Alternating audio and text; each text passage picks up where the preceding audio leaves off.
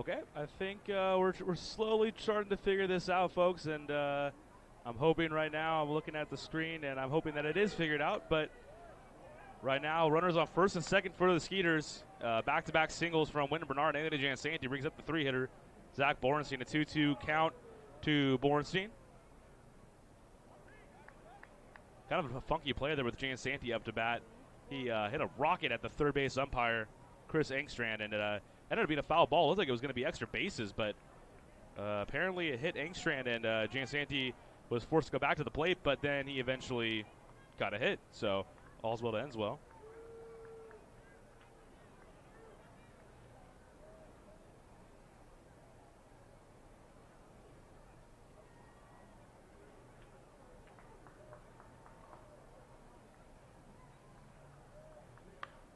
Borenstein fouls that one back. Count remains at 2-2.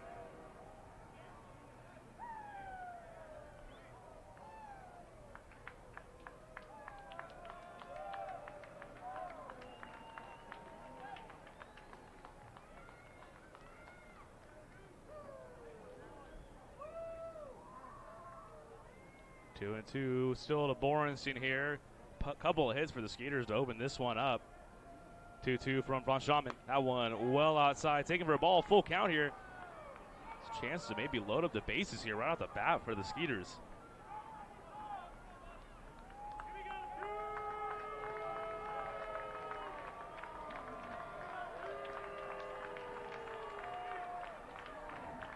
Count full here to Borenstein. And he'll step out, calls for time.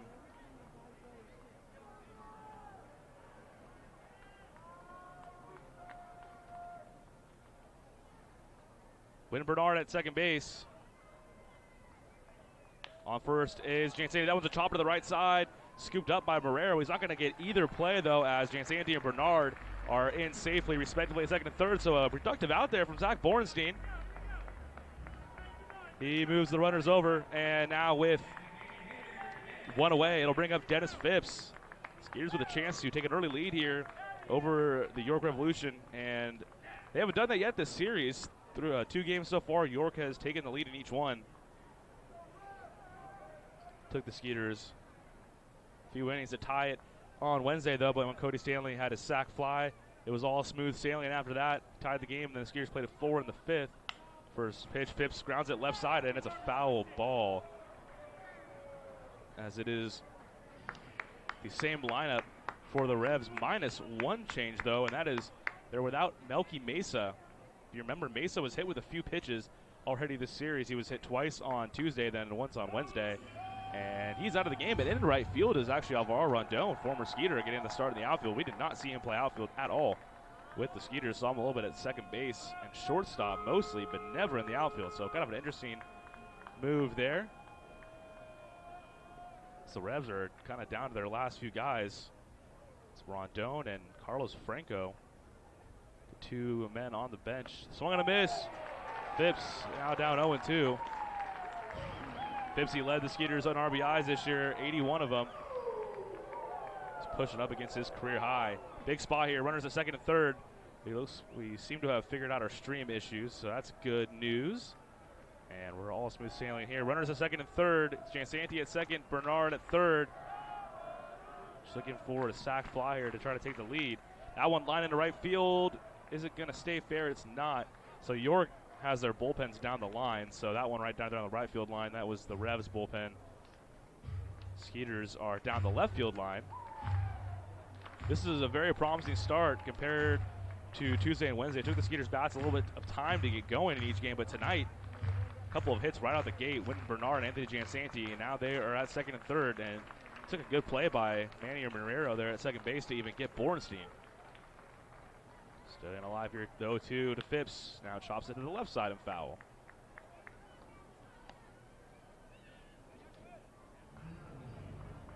Phippsy with runners in scoring position here, with hitting .262.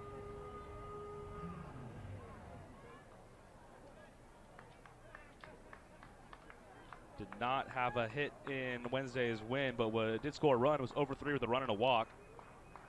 Was one of the 2 guys to come around and score on that 2-run triple from Juan Silverio. Juan Silverio has been a triples machine this year. That was, if you include the regular season, his 6th triple of the year. And he could be coming up this inning. He's in the hole right now. So Dennis Phipps fighting to stay alive here, 0-2. Infield playing back for the Revs. Looking to see the run on the ground ball. And that one off the gear of James Skelton. He goes down to a knee. Skelton looks to be okay as he adjusts himself there.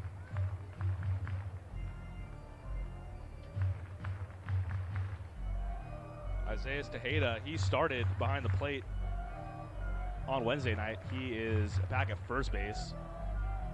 Skeeters ran rampantly on Tejeda. They stole 6 bases in Wednesday's win. That has been the calling card for the Skeeters. They led the league in stolen bases. Skelton's okay. He's back in there, and in comes back Phipps into the box. 0-2 the count still, making Von Schaumann work. That one, though, he lunges and misses it, and Phipps down on strikes. That's out number 2 here.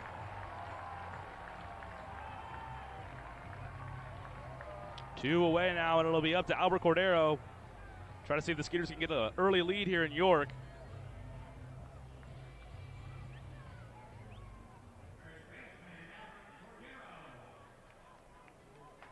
Wynn Bernard and Anthony Jansanti each singled. And Zach Bornstein grounded out, moving him over, and then Phipps was unable to drive him in there. Still a chance here for Coco. Albert Cordero ended the season on a 13-game hitting streak. Him and Wynn Bernard both hit exactly 375 in the month of September. This is the guy you want up right here in a big spot. And Coco moved down a bit in the order. That was the only change in the lineup tonight for the Skeeters, was Bornstein and Cordero flip-flopped their spots in the order, but the same positional lineup as Rico Noel and Blair Beck are both options off the bench here. Thank you for hanging with us. We were having a little bit of issue with our stream. I decided it was not a good idea to hardwire in. I've got a hardwire in now, and should be good on the lag. First pitch to Cordero, chops it, and that one is gonna stay fair. Oh man, and a heads-up play by Von Schaumann, and he fields it in fair territory, tags Cordero for the out, and that'll do it here in the top of the first. So 2 hits to lead off the game for the Skeeters, back-to-back singles, but they're unable to get a run in here. So it'll be Troy Scribner coming to the mound for the first time tonight. We head to the bottom of the first. No score here in York. Back here in just a moment.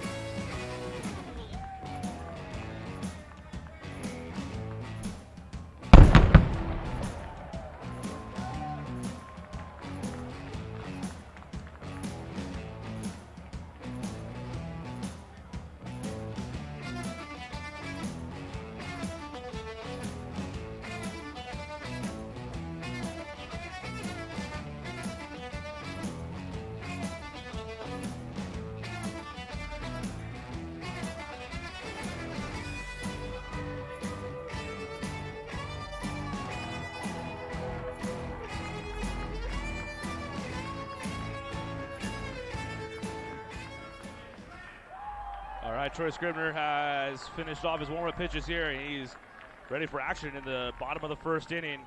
Justin Trapp going to lead it off for the Revs. I did not get scared by Cannonball Charlie, if you can believe it or not.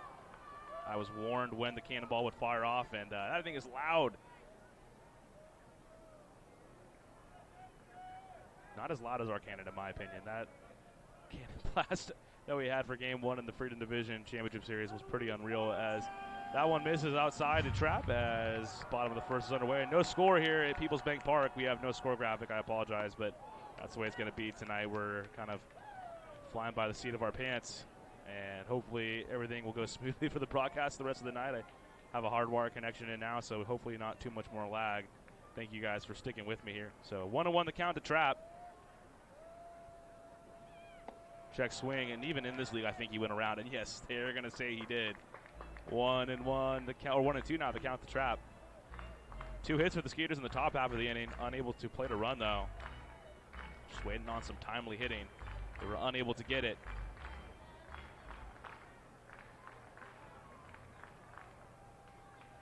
Scribner's got a 1-2 count here to trap. Goes with the fastball and gets it to pop it up right side. Kind of in a no man's land down there into right field. Borenstein coming on. Borenstein makes the play on the run. A basket catch there moving toward the line. That was into kind of the Bermuda Triangle out there in shallow right field. And Borenstein got a good run, got a good jump, and makes the play. I'll get used to it. I'll try to remember to tilt my camera as well.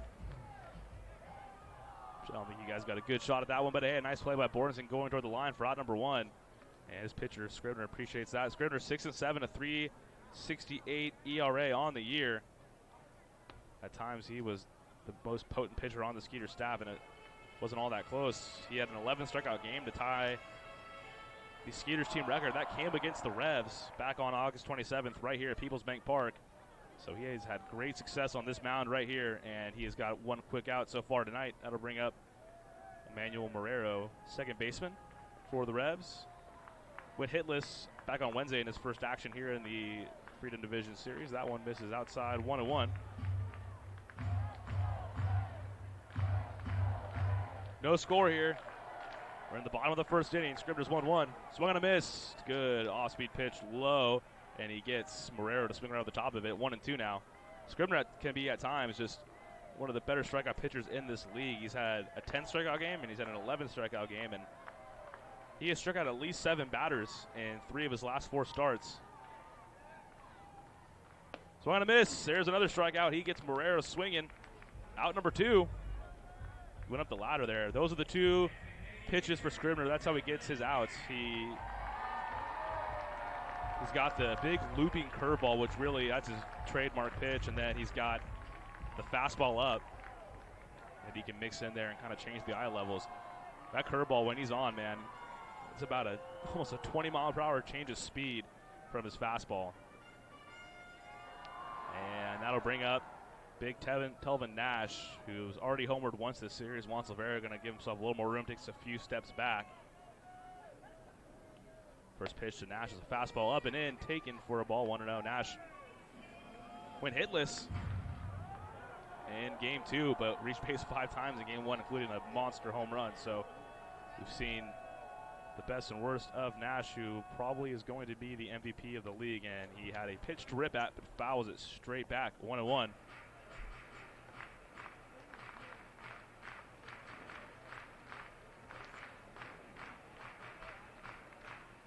This ballpark definitely plays to the right-handed hitter. The arch nemesis out there on left. It does not take much to get it off there, but it probably steals a lot of extra base hits if you can play it off the wall well. That one lined into right field. That's going to get into the gap for extra bases for Nash. That one's all the way to the wall. Nash is going to get 2 here with 2 away, and that's the first hit of the night for the Revs. A 2-out double for Telvin Nash.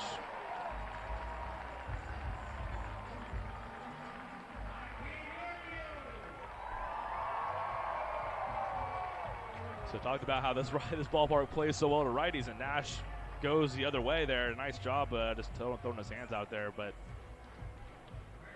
Scribner with a chance here to get out of it still. With 2 away, Isaiah Tejeda, and with a base open, you imagine Scribner's going to be very careful with Tejeda, who was the batting champion in the Atlantic League. He is yet to get a hit, though, this series. 1 RBI, coming on a sac fly back in Game 1, but the Skeeters have kept his bat fairly quiet. And he's got sleeves on tonight, which is a contrast from what we saw back on Wednesday. He went sleeveless with the black vest-like jerseys for the Revs. Skeeters wearing black tonight, Revs in their home white. Pretty good crowd on hand here in York. Their first trip to the postseason since 2017 when they won it all. Skeeters the winners in 2018.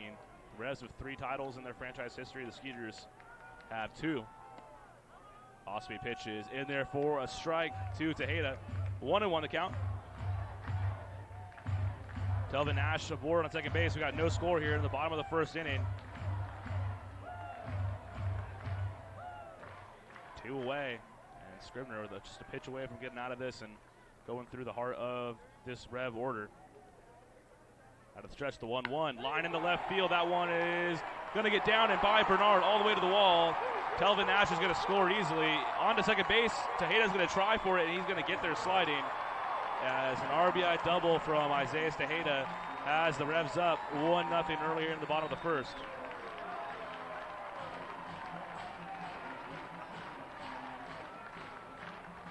When Bernard had a chance to maybe make a shoestring grab there, but was unable to make the play as it rolled all the way to the wall and clanked off the wall. Tejeda was able to just get in there safely. So the Revs strike first tonight, as they have each of the first 2 games prior to tonight. Skeeters were able to come back and win it, though, on Wednesday. Just a 1-0 lead here. Skeeters had a chance, though, to get a run in the first inning. Just were unable to push it across after getting a run to second and third. That one is a fastball up and in, taken for a ball to Ryan Dent, the shortstop.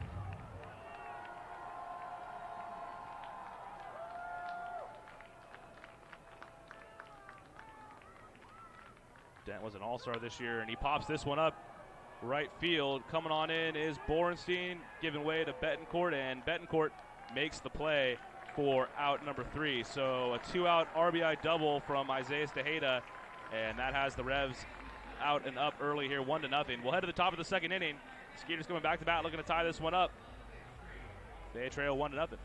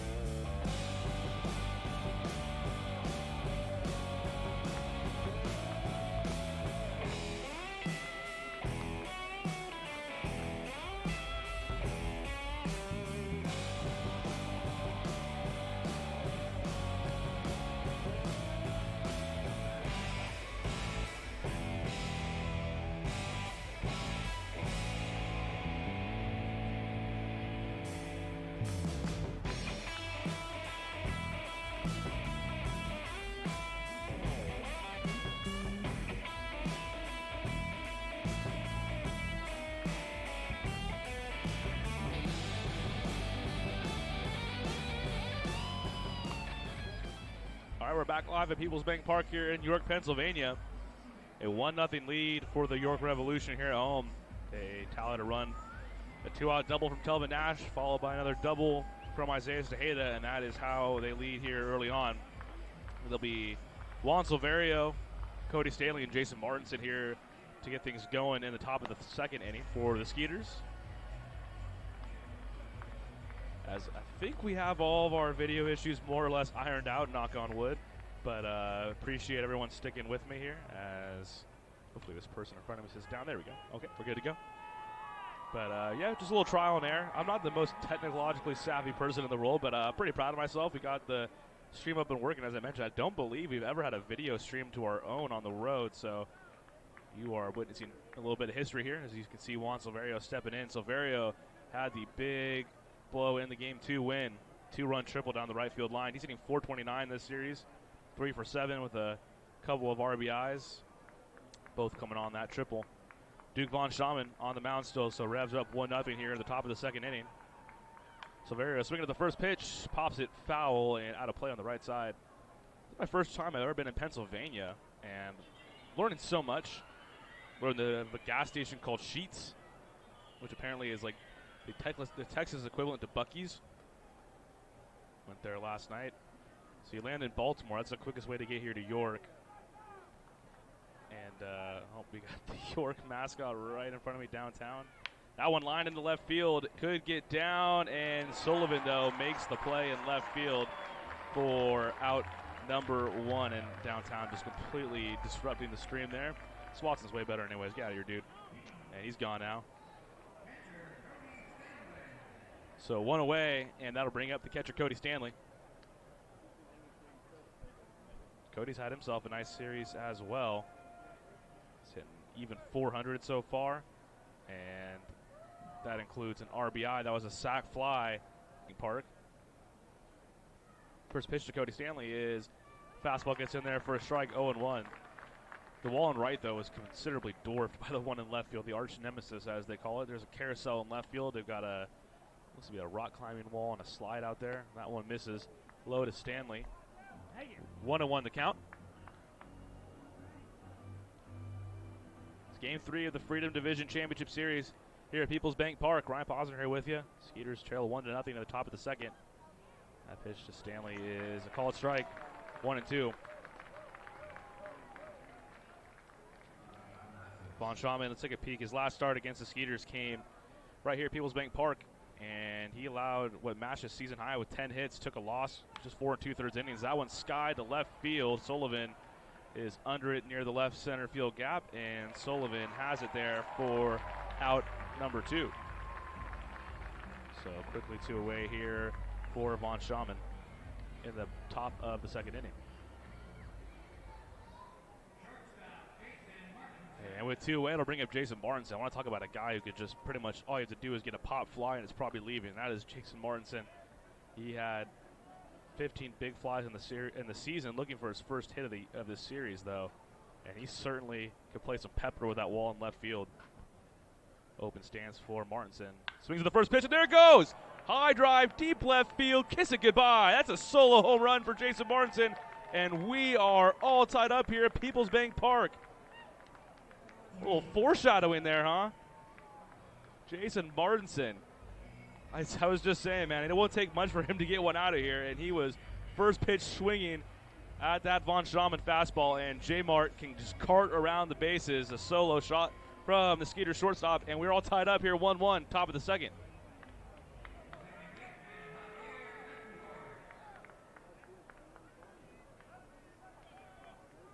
That will bring some life to that Skeeters dugout there as they're all high-fiving after leaving a few ducks in the pond in the first. They do not miss there.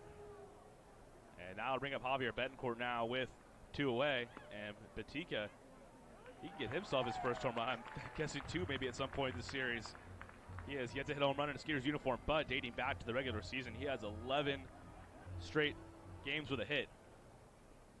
And that's why he's earned himself a spot in the lineup here for each of these first 2 games. That one fouled over the roof, not a play. Good to see Martinson get going. That was his first hit of the series, and that was just an absolute no-doubter. He didn't even have to go over the arch nemesis. That was a little bit to the right of it, closer to the left center field gap. This is definitely a hitter's park, especially compared to Constellation Field. That one swung on a miss, though. Strike 3, Betancourt down swinging, but the Skeeters, they tie this one up. It's a 1-1 game. Jason Martinson leaves the yard. Solo shot. And we're going to head to the bottom of the second. All knotted up at 1-1. Back here in just a moment.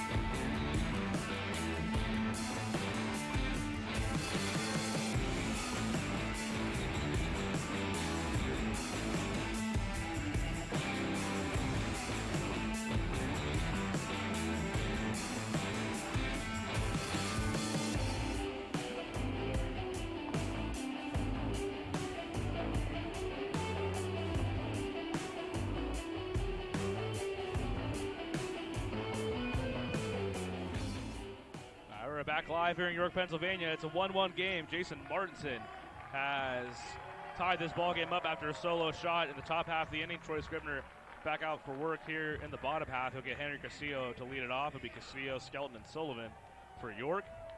Scribner almost got himself out of the first inning. Just could not get that last out. Two of the more dangerous hitters in this league, Nash and Tejeda, back-to-back doubles. And that's where we stand here going into the bottom of the second inning. Castillo takes first pitch ball up and away, 1-0. So no Melky Mesa in the lineup tonight. And Jason Martinson, that home run had to have felt mighty good for him, because if you do remember back in game 2, as that one's a called strike, 1-1, Martinson was hit by a pitch after Mesa was hit. And Mesa was hit for the third time, you know, in a matter of 2 games. So you can imagine they're a little upset. But Martinson hit with the pitch, which was just surprising to me. It just kind of baffled me that you would, I mean, it certainly seemed, obviously we'll never be able to prove it for sure, that it seemed rather intentional. And pretty surprised that York would concede a base here in the postseason as Scribner calls for time. 2-1 the count here to Castillo. But Martinson, after he was hit, it kind of sparked a benches clearing scuffle here at Constellation Field. And now his first game here in York goes deep. That one up and in forces Castillo to back out there and makes it a 3-1 count now.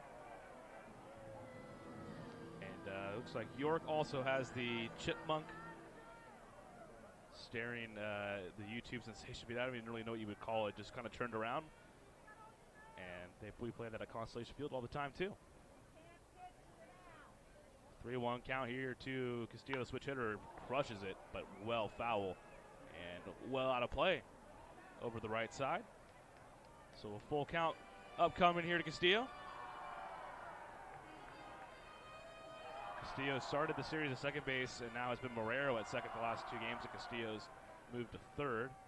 He swings and misses there. Great change of speed from Troy Scribner. He goes low and away to pick up the strikeout, and that is Scribner's second strikeout of the ball game.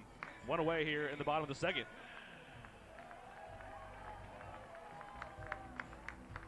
James Skelton, who got the night off in game 2, is back in the lineup behind the plate, and he is coming to bat for the first time tonight.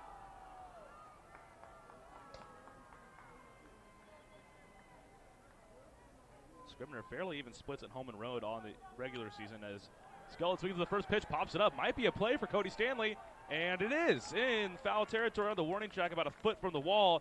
Stanley makes the play for out number 2. That's a big out right there from Scribner.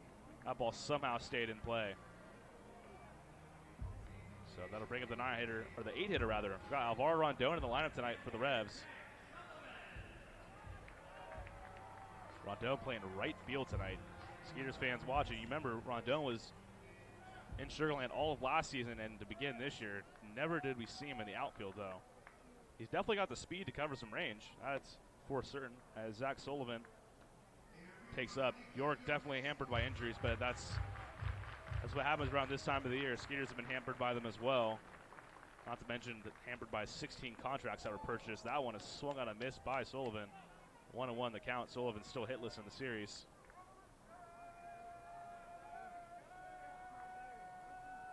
One game here. Bottom of the second, 2 down.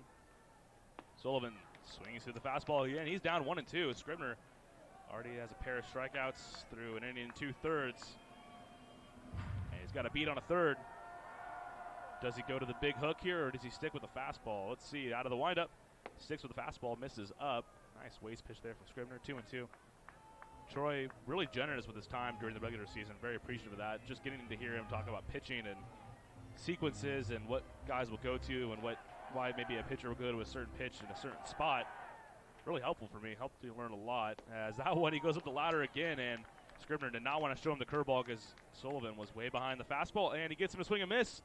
Strike 3, out number 3 here in the bottom of the second inning. Scribner sets the Revs down in order. 1, 2, 3. We're heading to the top of the third inning here at Peoples Bank Park in York, Pennsylvania. It's a 1-1 game. It's game 3 of the Freedom Division Championship Series. We'll be back in just a moment. Don't change that dial.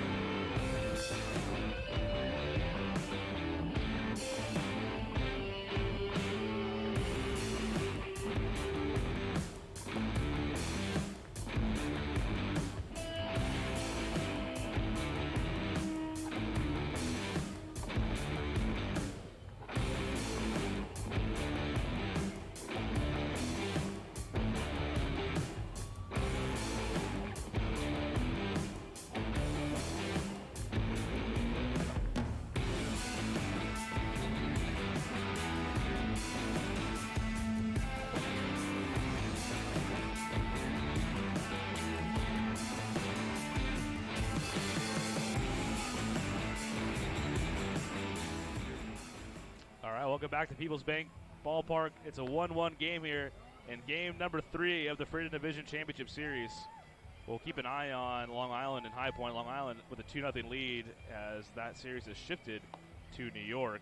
And they're up 2-0, so they are on the brink of knocking the Rockers out of postseason play in their very first season here in the Atlantic League. The Skeeters going to reset the order here. It'll be Wynton Bernard. He singled to lead the game off. Skeeters got runners second and third with one out in the first inning, but were unable to score. But it was a solo shot from Jason Martinson back at the top of the second that has tied this score 1-1. Let's see if the top of the order once again with Bernard and Jansanti, who both singled, can kickstart a rally here. Bernard, who seems like he should be a shoo-in for Player of the Month in the Atlantic League for the month of September, hit 375. You know, the only other person that hit at least 375 in the month of September with at least 50 at-bats was Albert Cordero. They both hit exactly 375 in the month of September. Bernard takes that one low and away for a ball. Makes it a 2-0 count. Bernard, though, stole 14 bases. That was tied for the league lead, but he was the only one that was not caught with at least 14 stolen bases. That one's chopped left side. Going to be a tough play for Castillo. They call it a foul ball. As I don't know how Castillo fielded that one. That was right on top of the bag. Slick play, but it is a foul ball, so just strike number 1 to Bernard. Thank you for tuning in once again, folks. I know we had some issues with our stream there in the first inning. Appreciate everyone sticking in. Not sure if I'm being heard back here at Constellation Field any longer, but if I am, thank you for tuning in. Hopefully we come back home next week, game 3 of the Atlantic League Championship Series. 2-1 count to Bernard, takes low and away for a ball, makes it a 3-1 count now. Beautiful night here in Pennsylvania. I'm wearing a sweater right now. Can you believe that? I haven't had to break out the sweater in a while. 3-1 count. Bernard crushes out to right field. Rondon does not see it, and that one's going to get down into the corner. A fair ball. This could be a triple for Bernard. There he goes, rounding second onto third base. The throw is not going to be in time, as that was a storyline I was following, at least myself, early on. Alvaro Rondon, we have not seen him play outfield, at least when he was with the Skeeters, and did not pick up the ball out of the lights, and immediately puts the Skeeters with a runner in score position here in the top of the third inning. A triple for Wynton Bernard.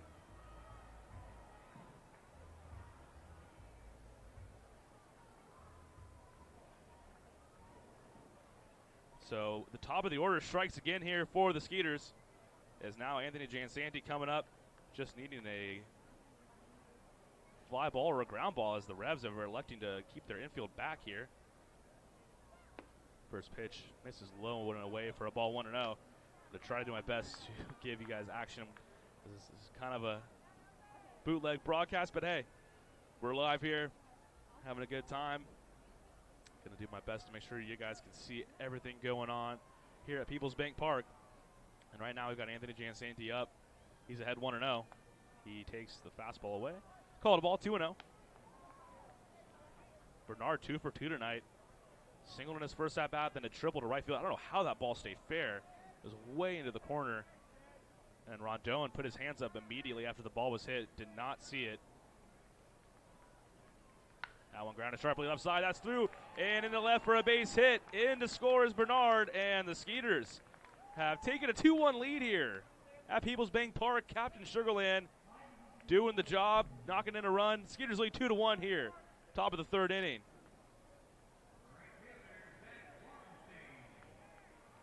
And that's a 4-for-4 mark from the 1 and 2 hitters for the Skeeters tonight, and including an RBI as Jansanti, with an identical single to his first at bat, just punches the 5.5 hole there on the left side. And in Game 3 of the Freedom Division Championship Series, the Skeeters have taken a 2-1 lead here in the top of the third. Nobody out still. And Borenstein swings through that one, 0-1. Talked about it earlier in the broadcast, but Borenstein obviously not going to be able to pull the ball over the arch nemesis, but his opposite field power, I was watching him hit just almost ball after ball, it seemed like, off that big green wall in left field here at People's Bank Park. Will not take much. We've seen him make Constellation Field look small going opposite field. Can only imagine what he can do here at York. Jansanti at first. Big lead takes, and there is Borenstein. 1-1.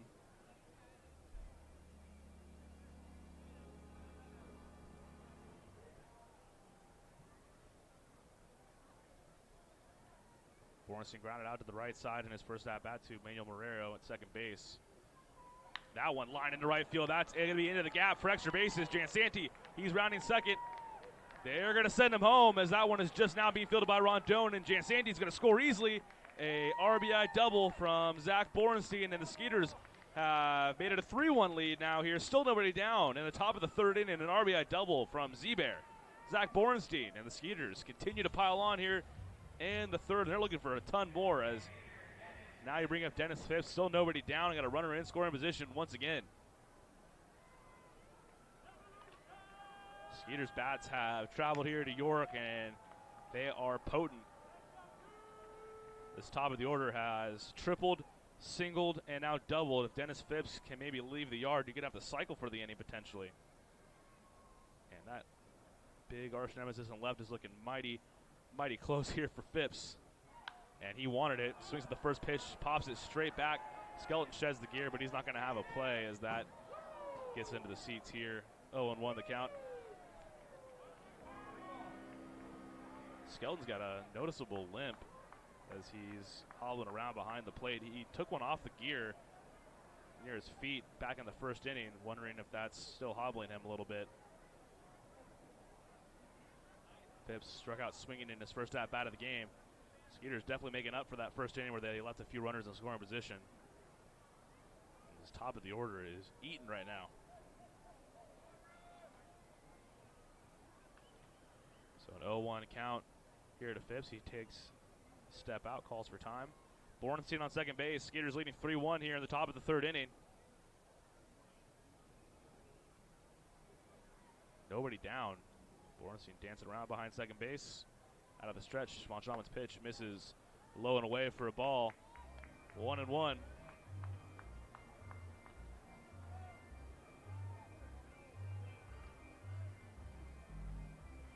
Phipps had 21 long balls to lead the Skeeters this year.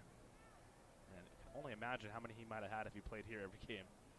That one's ripped left side into the corner. Extra bases for Phipps potentially. In to score is Borenstein. Phipps, he wants two. The throw is not going to be in time. Borenstein and Phipps trade places.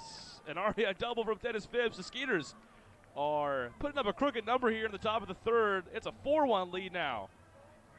And still nobody down. They have put Von Schauman on the ropes, and now we're going to see maybe somebody start getting loose there in the Revs bullpen. That was number 37, Philip Walby, who got up in a hurry there down the line.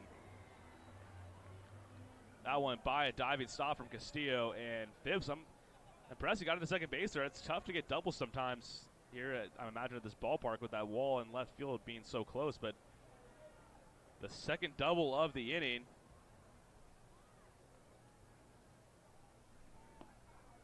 For the Skeeters, Borenstein and Phipps with RBI doubles. Anthony Jansanti, he singled in a run, and Wynton Bernard got the inning going with a triple. As I mentioned, we're just a home run away from hitting for the cycle this inning. And got the guys to do it here. He's got Coco up here. Albert Cordero, he grounded out in his first at-bat. This match is the largest lead of the series for the Skeeters. And got a chance to add a bunch more here. I want to call it strike to Cordero. He's down 0-2. Got to hope Coco can maybe just at least get a ground ball to the right side here and move Phipps to third with less than 2 down.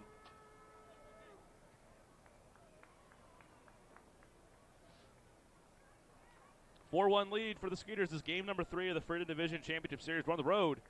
0-2 pitch to Cordero is popped up toward Trapp in center field.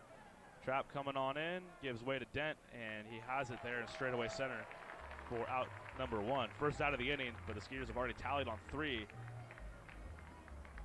giving Troy Scribner and company plenty to work with.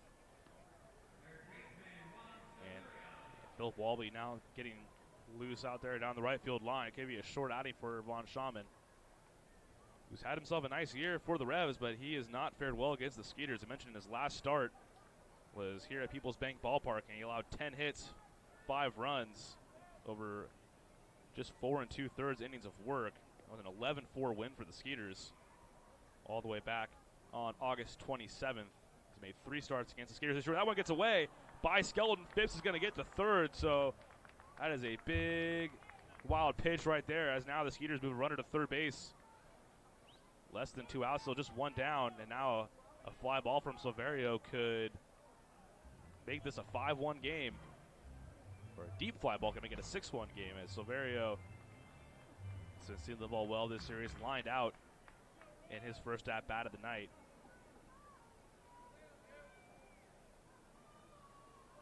Silverio had the big shot in game number 2, a triple down the right field line, and there's a lot of space down the right field line where Alvaro Rondon misplayed a ball to begin the inning. That started this rally. That one crushed right field. Rondon going back. That one looks like it's going to get over his head, and it does, off the wall. In to score is Phipps, and Rondon, or Silverio rather, stands up into second base as he almost left the yard there. That one clanked off the middle of the wall in right field, and the Skeeters continue to pile on here in the top of the third. That's the 4th run of the inning. They lead 5-1. And that is going to do it for Von Schaman. The Skeeters have knocked around the York righty for to the tune of 4 runs and 8 hits through just 2 1/3 innings. My goodness, Skeeters bats have come to play here in York. That's going to do it for Von Schaman. Skeeters lead 5-1. He makes his way off the mound, and that's going to bring in Philip Walby. The lefty, or the righty rather, he bats left-handed. He throws right-handed, kind of interesting. He's coming on in. Big, big start to this game for the Skeeters. And give you a quick recap of the inning so far for those just tuning in. It's a 5-1 lead for the defending champs here, Game 3 of the Freedom Division Championship Series.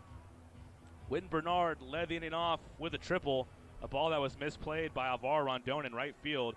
He could not see it with the lights, and then Anthony Jansanti drove Bernard in with a single, and then Zach Borenstein, an RBI double in the right center field gap to drive in Jansanti. Dennis Phipps traded places with Borenstein with an RBI double of his own, and then Albert Cordero flew out for the first out of the inning, but then Juan Silverio just mashed a ball off the right field wall, and if the wall was not, it looks to be about a 20-foot wall, if it was a regular-sized wall, that thing would have left. Clanked off the middle of the wall, and that is where we stand. Just 1 down, and the Skeeters have already gotten to the York bullpen. The Revs on the season, their reliever has had a .475 earned run average. That was tops in the league. So now they've already gotten into said bullpen. And see if they even have one of their better relievers, Josh Judy. He left with an injury back in Game 2. So it's going to be interesting to see maybe if he's able to pitch tonight. But it's an awfully quiet crowd here. It's a good crowd. They had a lot of people in attendance here at People's Bank, but this crowd has fallen deathly quiet after a 4 spot here in the top of the third from the Skeeters. It's a 5-1 lead. This is the biggest lead of the series, and they're threatening for more. You bring up Cody Stanley here. Jason Martinson, who already has homered this game, is on deck. And you've given Troy Scribner plenty of runs to work with, as I can't speak. And Scribner had a good season against the Revs himself. Let's pull up the numbers. Scribner against the Revs this year made 1 start through 7 innings, and he had the 11 strikeouts that night. His only start coming back on August 26th. That matched the Skeeters' all-time record. So that is going to bring up Cody Stanley here now. Philip Walby is coming on in out of relief. I'm going to fix the camera here. Trying to make sure I give you guys good shots of what's going on. So I'm not usually having to do that, but more than happy to oblige here. Give you the numbers on Walby. In the regular season, he was 0-2 with a 5.12 ERA, 31 games, made 2 starts as well. So those relievers that was knocked around a bit for the Revs. And his first pitch to Cody Stanley is low and in for a ball. Cody flew out in his first at-bat of the night. It's a 5-1 lead for the Skeeters here at the top of the third inning. Juan Silverio is on second here, just 1 down. Skeeters have already pounded out 8 hits tonight. The 1-0 outside almost gets away from Skeleton. He's able to lunge and make a stabbing attempt at that 2-0 the count. I don't know if Chris Hill is back home listening, but hey, Philip Walby from San Diego, California. 6'2", 190-pound right-hander. Now resides in Harper Woods, Michigan. Peaked at high A in his professional career. Cody Stanley peaked at the major leagues in his career, former St. Louis Cardinals catcher, and he's ahead 2-0 here. That one misses outside. Walby has not been close on his first 3 pitches, and Stanley's ahead 3-0. Jason Martinson on deck. He had a booming solo homer in his first at-bat to left field. Got to imagine Stanley's probably got the take sign here. Walby steps off. Silverio distracted him. It has been all Skeeters so far tonight. Their bats have looked sharp. And I mean, I was standing there during batting practice down on the field, and I mean, it's tough to always gauge how well teams get hit just based off batting practice, but the guys looked great, man. Everything was sounding crisp off the bat. They were hitting a lot of balls out of here during BP, and I was flat wrong. Cody Stanley, and why not? Take a big swing. You're up 5-1. Maybe add on to this crooked number. I don't have any problem with him swinging there. Not that it matters if I did it either way.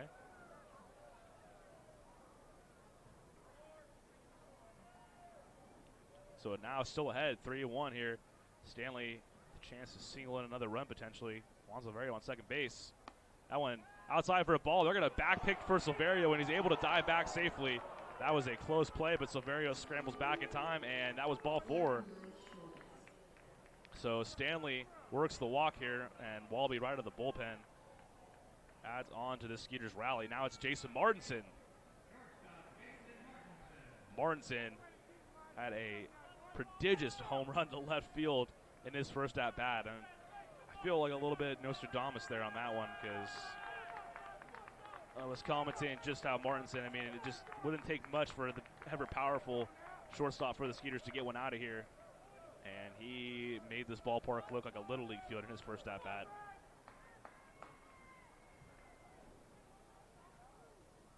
And he swings at the first pitch, lines it to left field. That one is going to get down in front of Sullivan. They're going to hold Silverio at third base. Another hit for the Skeeters here at the top of the 3rd inning. They lead 5-1, and they've now loaded the bases here against Philip Walby, as Von Schaman is already out of the game. And the Skeeters, it doesn't really matter who they toss out there tonight. It looks like they are seeing the ball incredibly well. Bases loaded, 1 down.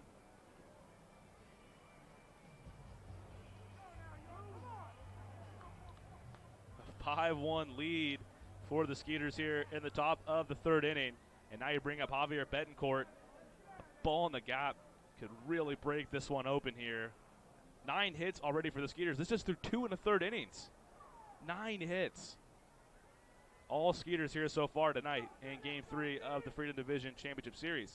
That one's chopped over the head of Castillo and into left field. That's going to get 1 run in. Silverio scores, and they've got Stanley there on the back pick for out number 2, as he was caught a little bit too far around third base. But a kangaroo hop on a single from Javier Betancourt drives in another run. It's now a 6-1 lead for the Skeeters. It's a hit, and now 12 straight games for Javier Betancourt. He drives in his first run of the series, and the Skeeters driving their 5th run of the inning. 6-1 lead for the defending champs. They are tacking on in a big way here in the top of the 3rd inning, and now they're going to bat around because Wynton Bernard is striding up to the dish. Bernard tripled to lead off the inning down the right field line, got this rally started. And he's got a chance to get a second of the inning, just pile on here. 10 hits now for the Skeeters. That one is a called strike, 0-1 the count. So that'll officially close the book on Duke Von Schaman. A night to forget. 2 1/3 innings, 8 hits, 5 runs, all earned, and including a home run from the York starter.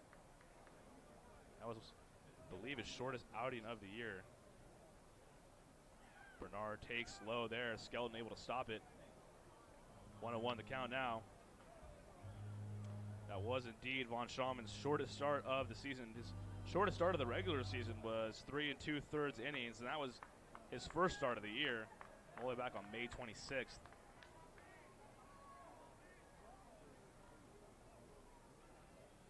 A 6-1 lead for the Skeeters. Bernard calls time.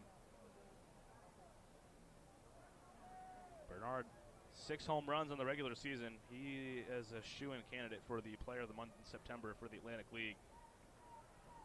Native of San Diego, California. Got a couple of San Diego guys going to battle here in York, Pennsylvania. Walby from Scripps Ranch High School. Bernard from Rancho Bernardo High School. Chris Hill, if he's listening, I can feel his eye roll. I can feel it.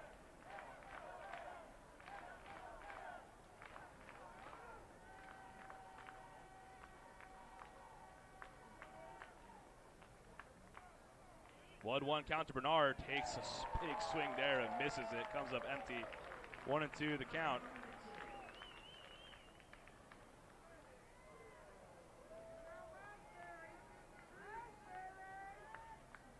One and two the count, 2 away.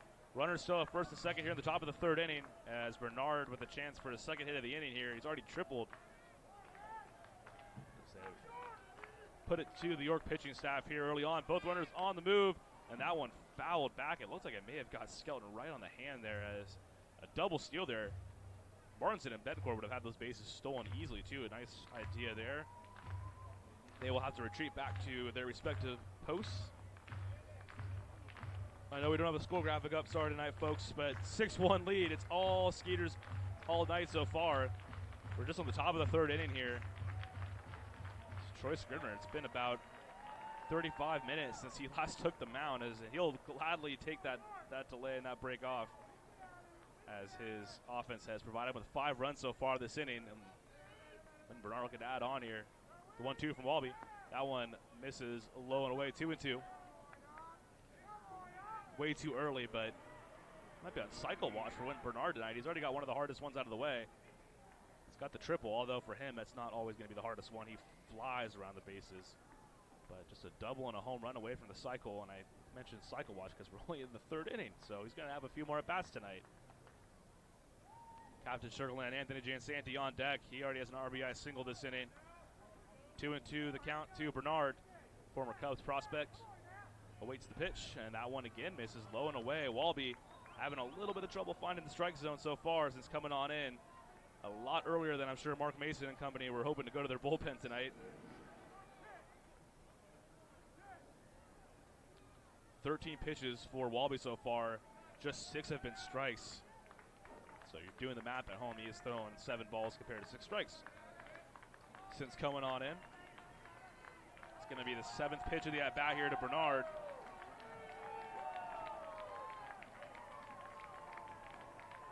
Full count pitch, so both runners are going to be on the move here. Martinson at second, Betancourt at first. The 3-2 pitch, swung and a miss. Strike 3. Walby puts down Bernard, but that is not before the Skeeters pound out 5 runs here in the top of the 3rd inning. They lead 6-1 in Game 3 of the Freedom Division Championship Series. What a night. What a start so far for the Skeeters. We're back live here at Peoples Bank Ballpark in York, Pennsylvania in just a minute. Skeeters lead 6-1, heading to the bottom of the 3rd.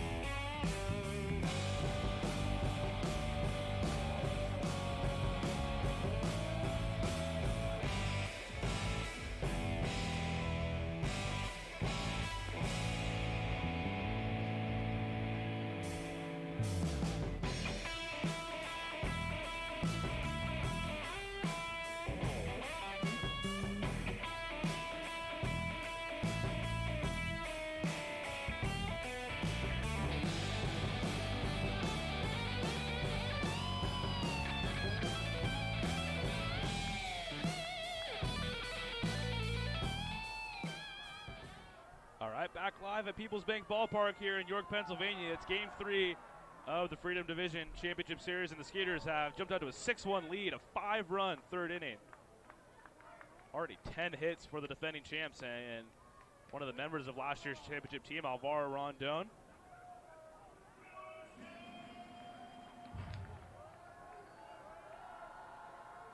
That one popped up and fouled back by Rondon. He is quickly down 0-2. Rondo was the starting shortstop for most of the year last season for the Skeeters. Was released earlier this year and now has found himself a spot at York playing in right field tonight. And the Skeeters have already put him to the test. Wynn Bernard skied one over his head in right field to begin last inning.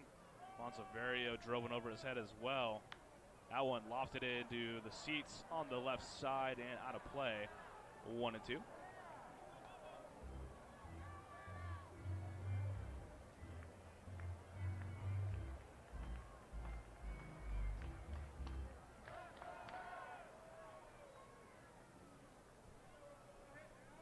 One and two now to Rondon. That one line to shallow right field. Bornstein had him played shallow though. Coming on in, Bornstein makes the play for out number one. So quickly one away for Troy Scribner, who is allowed just 2 hits through 2 1/3 innings of work now, 3 strikeouts.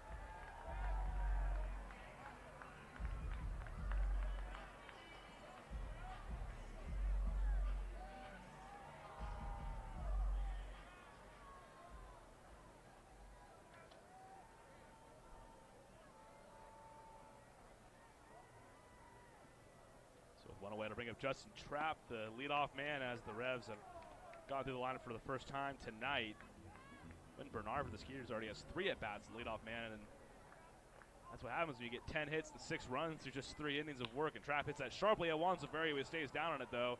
His throw to Albert Cordero in plenty of time, so 2 up, 2 down for the Revs so far here in the bottom of the third. And Troy Scribner, when he gets in a rhythm, good luck, and he has looked good to get himself in a rhythm here early on tonight. 3 strikeouts already for him, and it'll be Emmanuel Morera now with 2 away.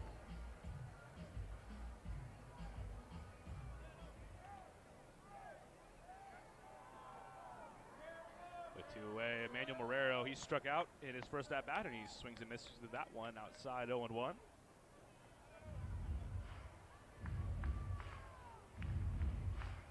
The sun has officially set all the way here in York. The 0-1 pitch to Morero, sky to right field, hit fairly well, but right at Zach Bornstein takes a few steps in now and makes the play with ease for out number 3. So after the Skeeters spend about 40 minutes at the plate, score 6 or 5 runs, they come back in the bottom half and set the Revs down in a blink of an eye. 1-2-3, Troy Scribner sets them down. And we'll head to the 4th inning here at Peoples Bank Ballpark in York. Skeeters lead 6-1 in Game 3 of the Fritten Division Championship Series. Back here in just a moment.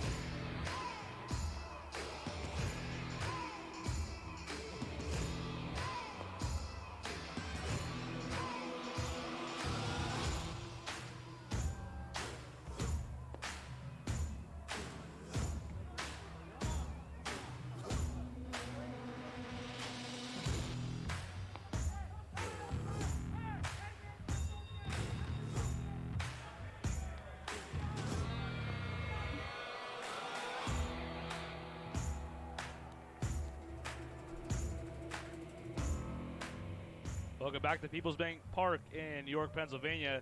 Your Skeeters, they lead 6-1. And we are just in the top of the 4th inning. Anthony Jansanti, who had an RBI single last inning, going to give it a go again here in the 4th. 6 runs, 10 hits, no errors for the defending champs. 1 run on just 2 hits, no errors for York. Troy Scribner has looked fantastic through his first 3 innings tonight. And it's going to be a new pitcher on the mound for the Revs. Already the 3rd pitcher of the evening as that one misses low and in for a ball to Jansanti. New pitcher coming on, Orleni Quiores, 6', 380-pound left-hander from Puerto Plata, Dominican Republic. Jansanti, broken bat, rips it foul down the third base side, and Jansanti, all that he has left in his hand is the very, very bottom of the knob of his bat. The rest of it fly down there toward the Skeeters bullpen on the left side. Kind of a different look, a little old-fashioned look here at York with both bullpens positioned on the wings of the seating bowl down the respective right and left field lines. The Skeeters in Constellation Field, we have the bullpens out over the fence beyond right field. That's usually what you see nowadays.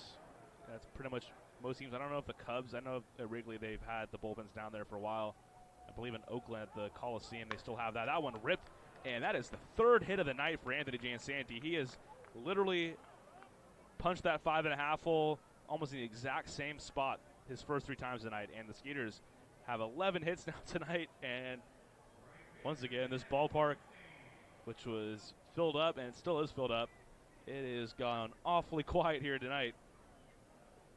Jansanti, 3 at-bats, 3 singles, 3 times through the left side, and that'll bring up Zach Bornstein now with nobody down. Bornstein drove Jansanti in with a double his last at-bat into the right field gap. Now lefty on lefty here.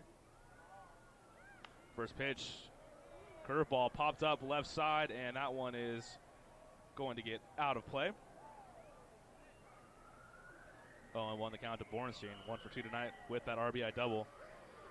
For Quiores, give you the numbers for him on the season. He was 3-2 with a 4.46 ERA. Appeared in 38 games.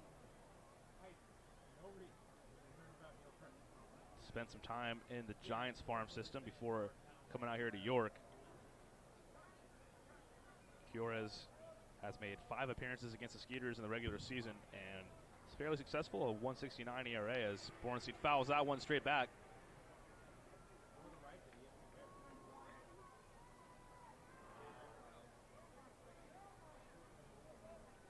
Oh, and 2 count for Bornstein. Had a few Skeeters fans out here. I know our travel secretary / travel agent Debbie was here, and I've got a chance to catch up with her. And there's a few other Skeeters fans here tonight. We are in Revs country. That one taken by Bornstein, a late jump from Jansanti, and a heads up stolen base by Captain Sugarland. Kind of a delayed steal there as a check swing by Bornstein and the pitch being a little bit low and away took all the attention off Jansanti, who got a great secondary lead, and he swipes the bag there. That is the first stolen base of the night for the Skeeters. They have not needed to steal any bases there, have been punching the gap all night, but they get their first one there. Ahead 6-1, nobody down, and they are looking to tack on some more here. It's been all Skeeters tonight. Gotta love it. Game 3 of the Freedom Division Championship Series. And after that 8-1 loss in Game 1, you know, that seems like a all but distant memory at this point. Skeeters looking to go up 2-1 here, and they've got a nice lead, a good secondary lead at second base for Anthony Jansanti. So that one misses low in the dirt. A 2-2 count. Bornstein mashed one into the right center field gap in his last at-bat. There's a monster gap there once again for him. Not to mention this Skeeters obviously with the lead, but they are wearing out this York pitching staff already. The 3rd pitch of the night. We're only in the 4th inning. They got just 2 1/3 out of Von Schaman, and then electing to get rid of Walby. He only pitched 2/3 of an inning himself. That one misses low and away. 2-2.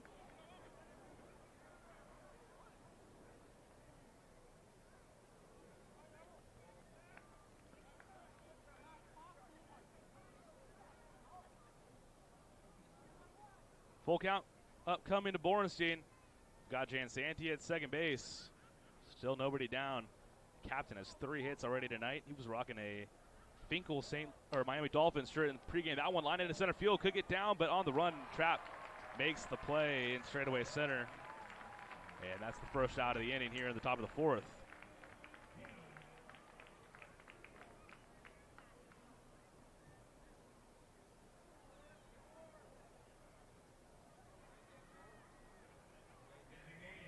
With one away, that'll bring up Dennis the Menace, Dennis Phipps. He crushed a double down the left field line in his last at-bat. It seemed like everybody who came to the plate last inning ended with a hit and an RBI. And honestly, it wasn't that far off. That's not really an exaggeration. First pitch to Phipps. That one's ripped to left field. That one may get out of here. It's up, and it's gone off the signage.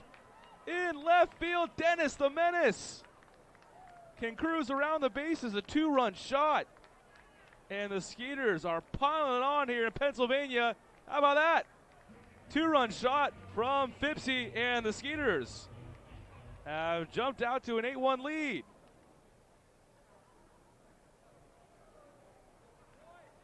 Doesn't matter who they throw out there tonight, the Skeeters looking like a watermelon on its way in. My goodness, that one was hit at about Mach 10 off the bat from Dennis Phipps. Off the ad wall. That one was good. That one had to have traveled a good 420 feet at least. So just one down, 2 more in, 8-1 the lead now. We're just on the top of the 4th inning. And this is the score. This is where the score finished back in game 1. And I have some York fans who are starting to turn their head back at me. They are not too happy right now, as they can probably hear me getting all excited back here in the booth. And I don't much care. I'm going to let my hair down. We're having a good time here tonight, folks. 8-1 lead for the Skeeters. Game 3 of the Freedom Division Championship Series. Albert Cordero, one of the few players that not getting in on this hit parade just yet. But in due time, Coco will get in on the party. I'm sure of it. Dennis Phipps with the second homer for the Skeeters tonight. A 2-run shot, and Coco chops that foul left side.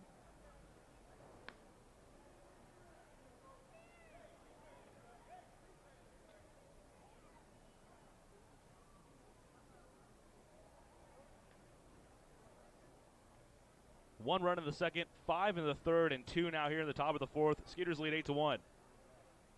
And Cordero hits that a mile into the air left field. Not going to be deep enough, though. Sullivan ranging toward the corner, and he has it for out number 2. I thought at first, just with that wall being so close, I'm like, that one might have the distance too, but just a very high pop out from Cordero, who's 0 for 3 tonight, but just you wait. Just you wait, folks.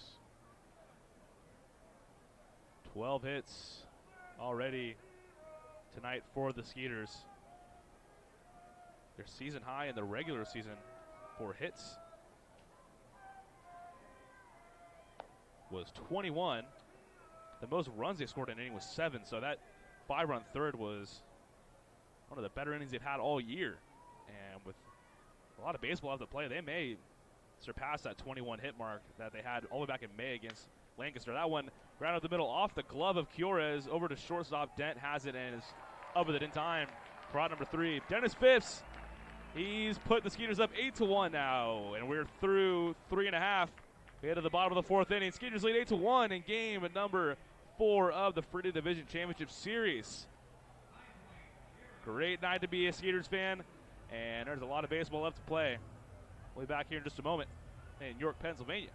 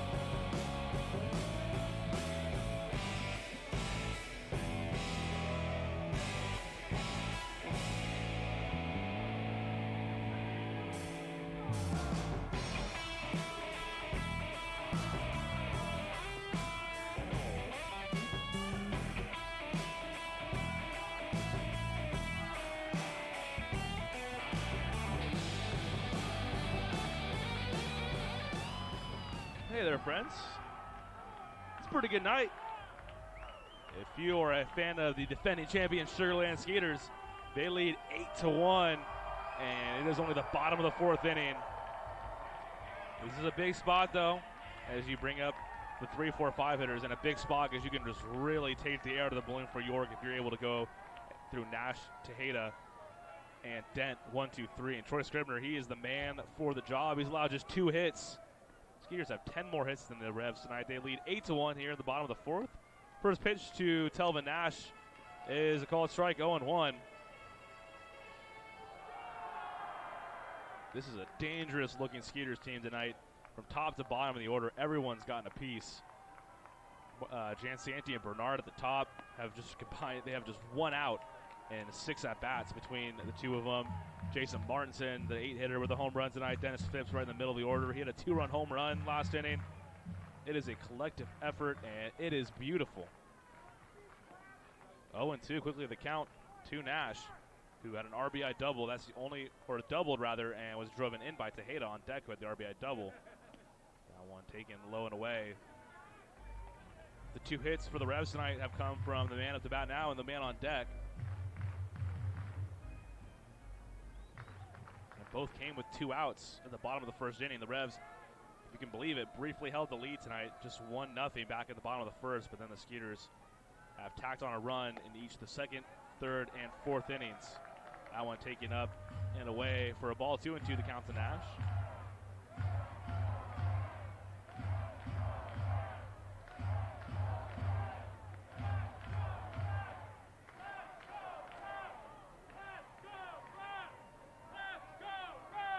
Two and two, the count to Nash. Swung and a miss. Beautiful off-speed pitch by Troy Scribner. That's his 4th K of the night. And they just silenced one of the big bats here in this York lineup, but now the chance to silence the other. 1 away in the bottom of the first, and that'll bring up Isaiah Tejeda. He had the RBI double, the only run of the night so far for the Revs.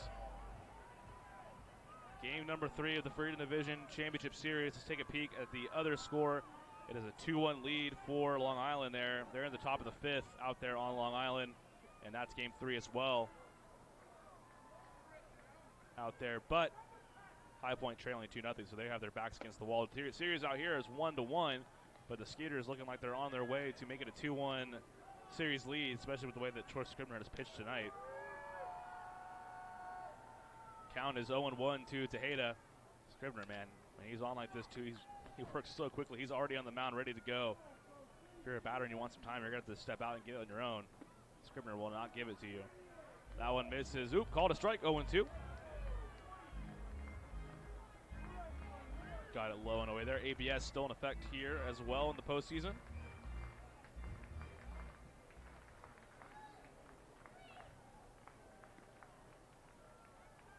Oh, and 2 the count to Tejeda. Swung on a miss. He goes up the ladder. He obliges. Strike 3. There's your 3-hitter, and there's your 4-hitter for the Revs. Both striking out, swinging. Troy Scribner. Good on you, my friend. Tip of the cap. He just went through the home run leader for the Atlantic League this year and the batting champion. Both striking out, swinging. He has 5 strikeouts so far tonight through 3 2/3 innings work. And now Ryan Dent coming up to the plate. And Scribner has quietly retired the last 6 batters he's faced. Drops in a curveball there to Tejeda, 0-1, or to Dent rather, 0-1. This is an all-out assault by the Skeeters team. Pitching-wise, Troy Scribner has allowed just 2 hits and has not allowed a hit since the first inning.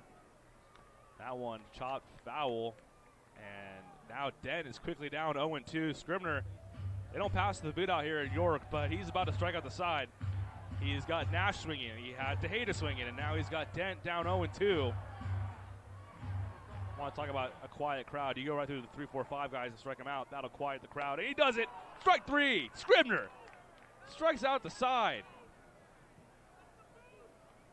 You got to pass the boot. I don't think they have one here in Rev, but my goodness, what an inning from Troy Scribner. He has 6 strikeouts through 4 innings of work, and he just cut right through the teeth of this Revolution lineup. Skeeters lead 8-1. We're through 4 innings of play in game number 3 of the Freedom Division Championship Series. It's all Skeeters. And we'll be back for the top of the fifth, looking to tack on some more as Troy Scribner has looked mighty sharp tonight. Enjoy the music. Back here in just a second. Skeeters lead 8-1.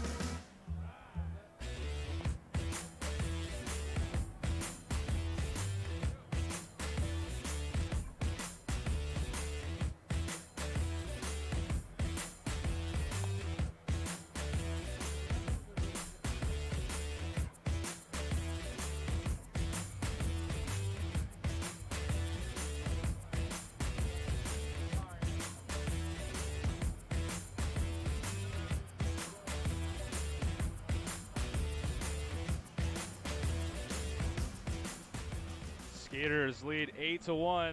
We're into the fifth inning here at Peoples Bank Park in York, Pennsylvania.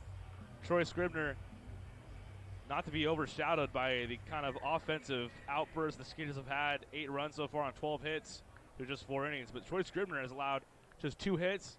Revs have not got a hit since the first inning, and he has 6 strikeouts through 4 innings of work, including striking out the side there in the bottom half of the 4th inning, and those strikeouts were for Pelvin Nash, Isaiah Tejeda, and Ryan Dent, some of the bigger hitters in that lineup. It'll be Austin Steinfort now, as the Revs have already had to go to their 4th pitcher of the night, and we are just in the 5th inning. As it doesn't seem to matter what they've put out there. The Skeeters have scored in each of their last 3 innings. So the numbers here on Steinfort, as Cody Stanley, the batter for the Skeeters, he evens the count of 1-1 with the take there.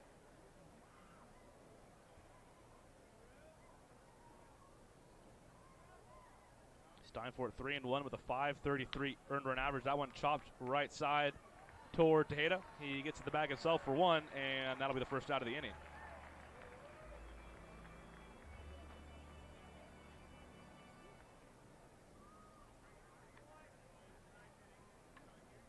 So 1 away, and that'll bring up Jason Martinson.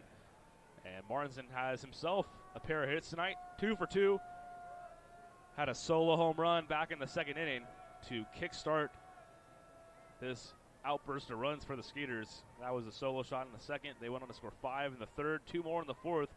See if they keep the good times rolling, as that pitch from Steinfort is in there for a strike, 0-1.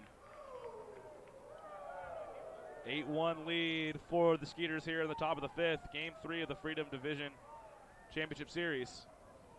Game 4 tomorrow night at 6:35, and the way this one's going, the Skeeters with a chance to put a bow on this Freedom Division Series potentially tomorrow night.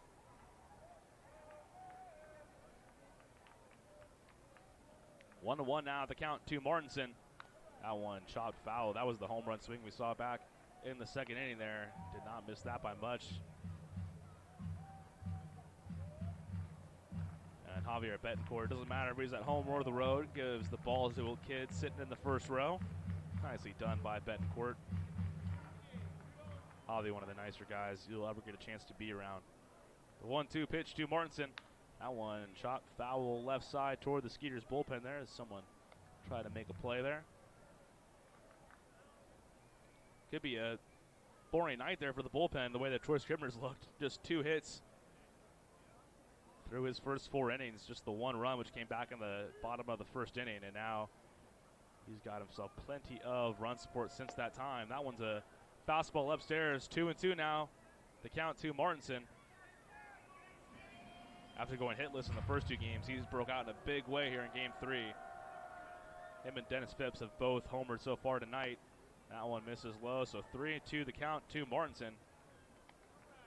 He's hoping to maybe get another walk. He did that so many times this year. And he had a walk and a hit by pitch back in game number 2 at Constellation Field. Was the team leader in walks. Full count pitch, swung and a miss. Steinfort goes with the breaking ball low and away for strike number 3, and he's got 2 outs here at the top of the 5th.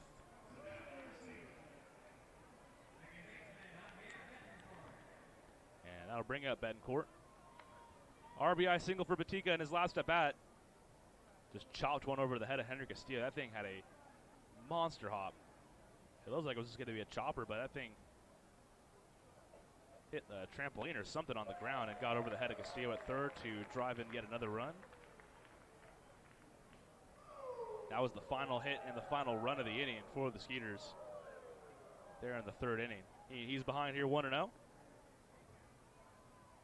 Steinfort with the high socks delivers, and Betancourt fouls that back. Steinfort, 6'9", 240 pounds. He is a big fella on that mound. He had been used mostly as a starter. This is his 7th appearance of the season and his 6th regular season appearances. 5 of them were starts, so they're hoping that he could probably give him a few innings here as he's the 4th pitcher already out of the bullpen. That one popped up and foul behind me here, behind home plate. 0-2, the count still to Betancourt. Mentioned, we don't know if Josh Judy is even available tonight for the Revs. He had to leave with an injury back in game 2. And the Revs are also without Melky Mesa tonight, who was hit by a pitch in that game 2 loss for York.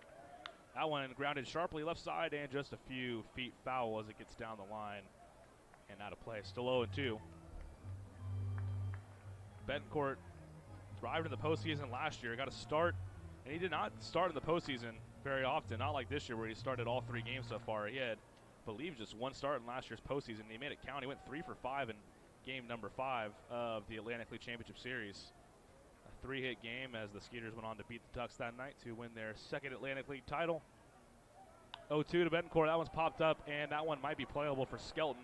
Behind home plate, he sheds the mask, and Skelton makes the play for out number 3. So for the first time tonight, the Skeeters go down 1-2-3 here in the top of the 5th inning. The Revs trail big time. Your Skeeters, they're up big.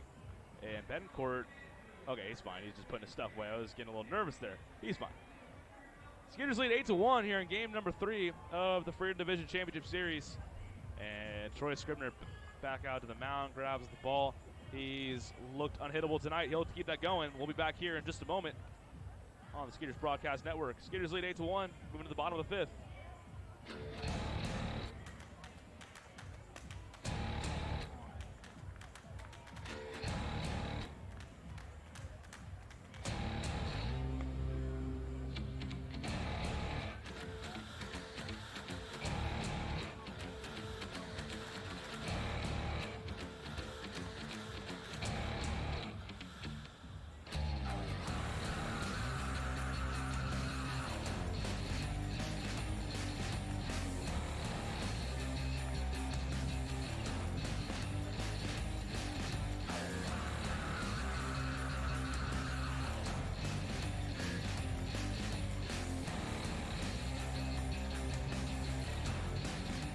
All right, welcome back.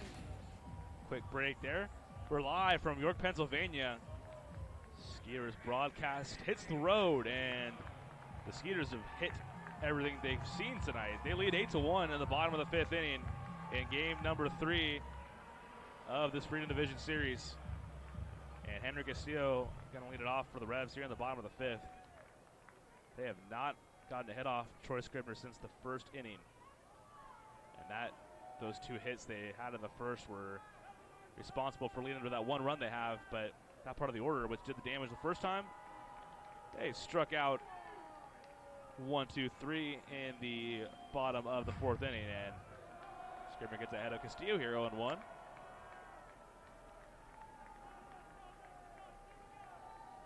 0-1 pitch. That one line to right field at Borenstein, and it's going to get in front of him.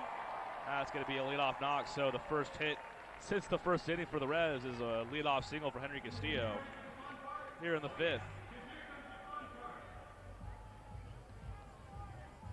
That was just the 50th pitch of the night for Troy Scribner. As I mentioned, I mean, you're talking about the Revs who've already had to use 4 pitchers tonight. You could be looking at a potential complete game the way that Scribner's looked tonight so far.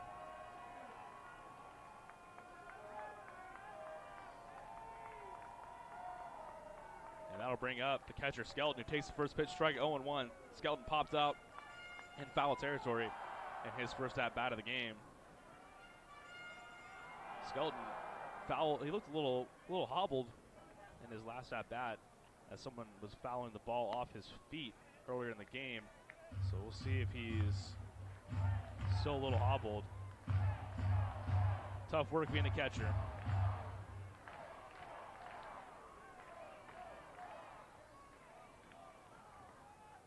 Scribner out of the stretch for the first time in quite a while. Quick pitches, Skelton a bit there. That one's up and in for a ball. 2-1 now, the count to Skelton, who finished the season in the top 10 in on-base percentage in the Atlantic League, and he's done that more than once in his long-standing Atlantic League career. Ended the year in that top 10. That one sky to left field right at Wynton Bernard. He takes a few steps to his right and has it with plenty of space to give out there at left for out number 1. So one away, that'll bring up the left fielder, Zach Sullivan.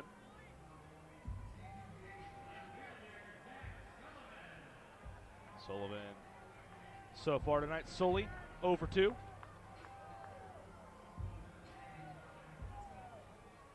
Oh for 1 rather, struck out in his first at-bat. It's 8-1 lead for the Skeeters. Check swing there, and a call to strike either way, so 0-1 the count to Sullivan. 8-1 lead here in the bottom of the 5th, game number 3 of the Freedom Division Championship Series. Out of the stretch, Scribner's 0-1 pitch. It's like a cut fastball, just misses a little bit inside. 1-1 the count right now. Castillo aboard at first base. He led the inning off with a single. It's been tough to come by. Hits for the Revs. That one lined to the left field. That one's going to get down all the way off the arch nemesis. Bernard plays it well, though, as it's going to force Castillo to hold up at third. But Zach Sullivan, with his first hit of the series, a double down the left field line. And for the first time since the first inning, the Revs have a runner in scoring position. Still 1 down here in the bottom of the 5th.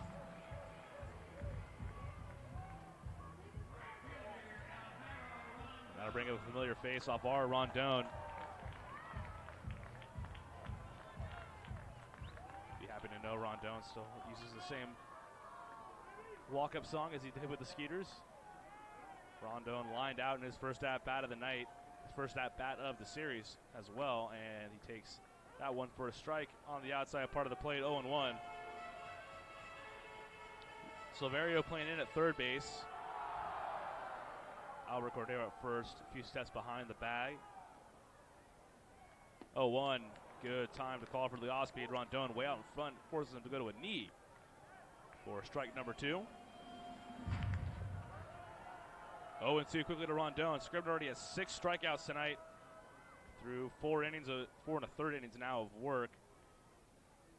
And it's 0-2 pitch to Rondon. He's somehow got a piece of that one and is able to foul it back. Scribner can get to 7 strikeouts. It's pretty much where he's been at most of the season. Each of his last 5 of his last 6 starts, he had at least 7 strikeouts. An 11 strikeout game right here in New York on August 26th. That one popped up. That does not look like it's going to be deep enough to get Castillo home. It's over to Bernard there and left, and Bernard makes the play and fires in time, and that's going to hold the runner at third base as the Revs had a chance here to maybe tack on a run and put a dent in the Skeeters' lead. No dice so far. That's a big out right there by Troy Scribner. Out number 2 here in the 5th inning. They are just an out away from putting another goose egg up on that manual scoreboard in left field.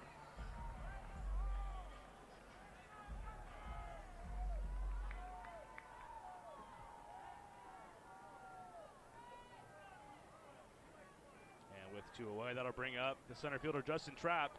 Runners at second and third, 2 away here in the bottom of the 5th. That one is a fastball up and in, taken for a ball. Trap 0 for 2 tonight, has popped out and grounded out.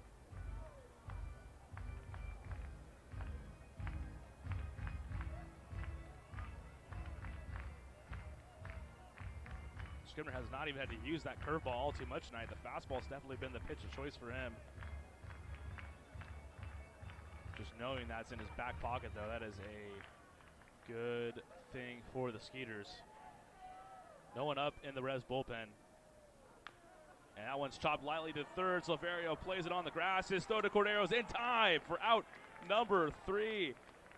So the Revs push runners to second and third with just one away, but Troy Scribner dances out of trouble. He has been mighty sharp tonight. Another goose egg goes up there on the scoreboard. The Revs strand a pair. Skeeters still lead 8-1. We head to the 6th inning here in game number 3 of the Freedom Division Championship Series. Back here in just a moment.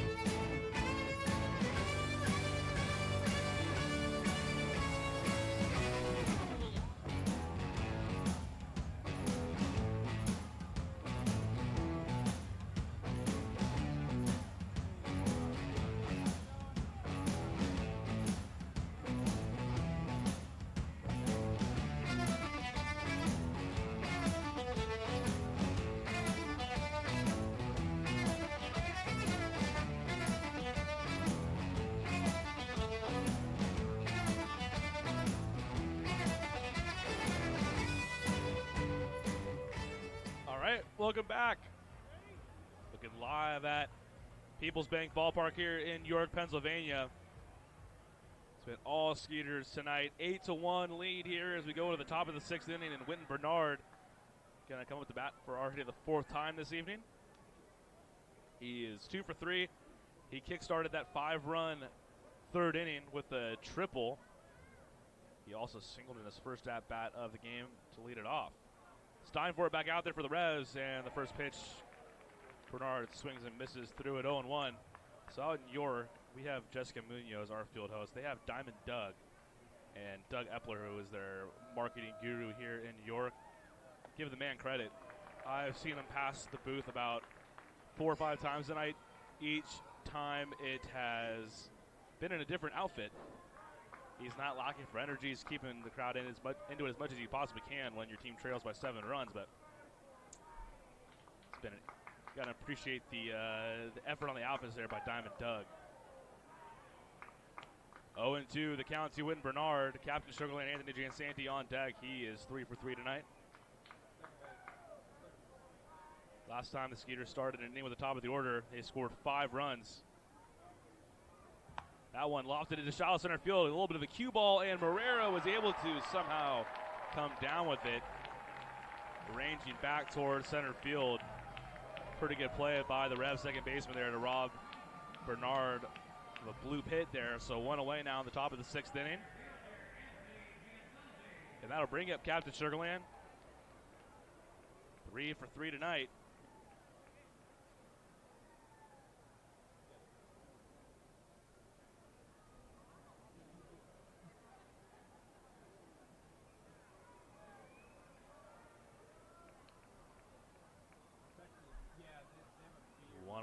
Jansanti rips that left side in the same spot he hit his first 3, but this time it's fielded by Castillo, and he's up with it in time for out number 2. So Steinfort has come in and retired 5 straight Skeeters, and really the only silencer that York's been able to find so far tonight. It was an ugly, ugly line for their first 3 pitchers. Von Schaumann got the start. He let up 6 runs in 2 1/3. Wally was not credited with a run, but allowed 2 hits in 2 1/3 innings and led a few inherited runners to score. And then Eleni Quiores allowed 2 runs in his inning of work, but Steinfort has come in and I guess put a little bit of duct tape over the league, I guess you could say. 0-1 now, the count to Borenstein. 1 for 3 tonight with the RBI double. That one upstairs for a ball. 1-1.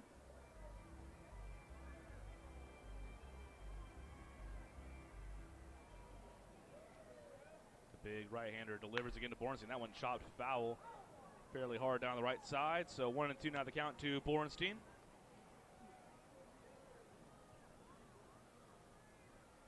Twelve hits for the Skeeters, though, even though they have had 5 hitters in a row go down. 8 runs. They lead 8-1 here in the top of the 6th, the Game 3 of the Freedom Division Championship Series, and that backdoor breaking ball catches his own for out number 3. So Steinfort has retired the first 6 batters he's faced tonight. But the Skeeters, your Skeeters, my Skeeters, our Skeeters, they lead 8-1. We're through 5.5.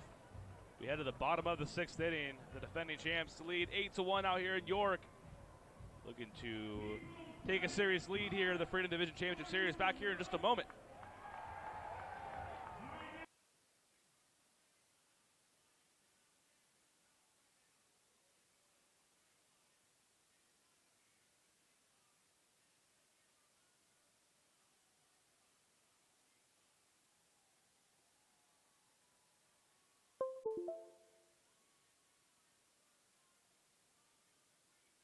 Texas Farm Bureau members get free tickets to Skeeters home games every Sunday all season long. Just show proof of your membership at the ticket office.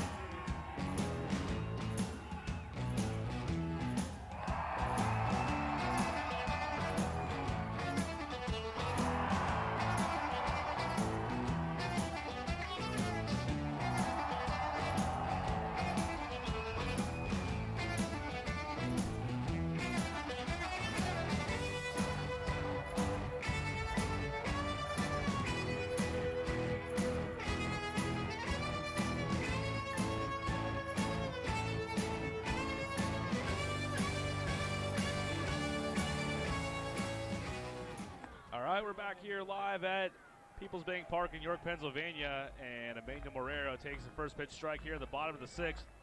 Your Skeeters lead 8-1. It's been a fantastic night so far, and that one swung and a miss by Morero. He's down 0-2. And a lot of that has to do with the man on the mound, Troy Scribner. He's been given a hefty lead to work with, but that doesn't really matter that much. He's allowed just 4 hits through 5 innings of work. He has struck out 6 batters. He has struck out 7 batters, swung on a miss by Morero. He goes up the ladder, and that's been the pitch of choice tonight for Troy Scribner. He likes that fastball up.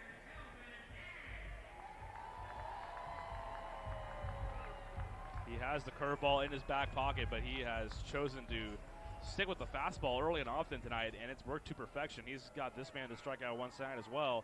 That's Telvin Nash, the big power-hitting first baseman. Tonight, the DH for the Revs. And Nash swings at the first pitch, fouls it away. 0-1.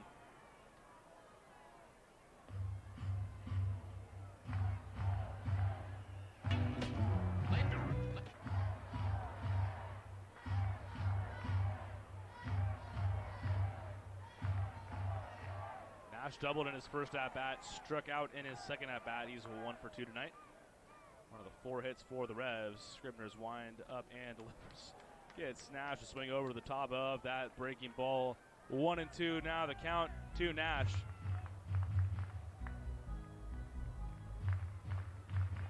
Opposite field double for Nash in the first inning, but Skeeters pitching has done a nice job of settling him down these last couple games.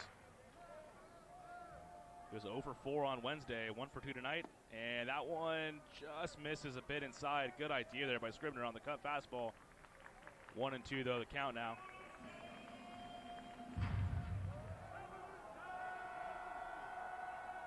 Seven Ks for Scribner. Can he get an eighth right here? 1-2 the count. And Nash pops that up toward Bornstein in right field. Bornstein coming on in. Bornstein makes the play on the run.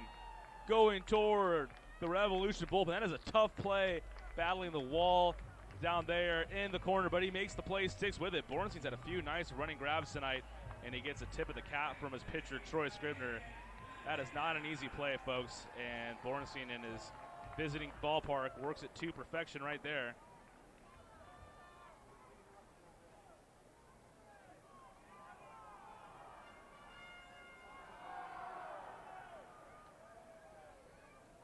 So with 2 away, that'll bring up Isaiah Tejeda. He has driven in the only run so far tonight for the Revs. And that one grounded sharply through the left side, and that's in for a base hit. A 2-out single for Tejeda as it just passed the reach of Martinson.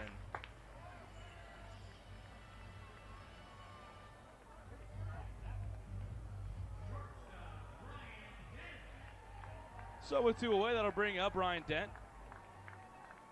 8-1 lead for the Skeeters here in the bottom of the 6th inning. Take a peek at the out-of-town scoreboard. Long Island still leading High Point 2-1. That game's in the bottom of the 6th inning. Long Island with a win will advance to the Atlantic League Championship Series.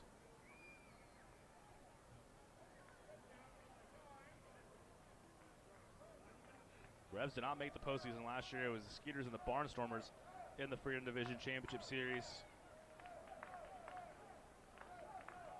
And the Skeeters dropped game 1, much like they did this year, as that one drops in for a strike. They lost game 1 to the Barnstormers, but they started on the road last year for games 1 and 2. They split on the road, and then when they came back home, they dropped the first game, which was obviously what tonight's game would have been last year. And with their backs against the wall, they won 2 straight, but tonight the Skeeters look like they're going to put York's backs against the wall in 2019, as Dent is now down 0-2. Runner on first base in Isaiah Tejeda. Skeeters out in front 8-1. Not a whole lot to cheer about for the Revs tonight here in their home ballpark as they returned after a postseason drought last year, but a lot to cheer about if you're a Skeeters fan here tonight. That curveball drops in, strike 3. There's the curveball from Scribby. Nicely done. And all Dent can do is look longingly into his dugout wondering what happened there. That was just a 12-6 curveball from Troy Scribner. Mr. Scribner, he's through 6 innings of work. He's allowed just 1 run. He struck out 8. Tip of the cap, sir. Skeeters lead 8-1. Coming back here in just a few minutes. Heading to the 7th inning here at People's Bank Ballpark in York, Pennsylvania.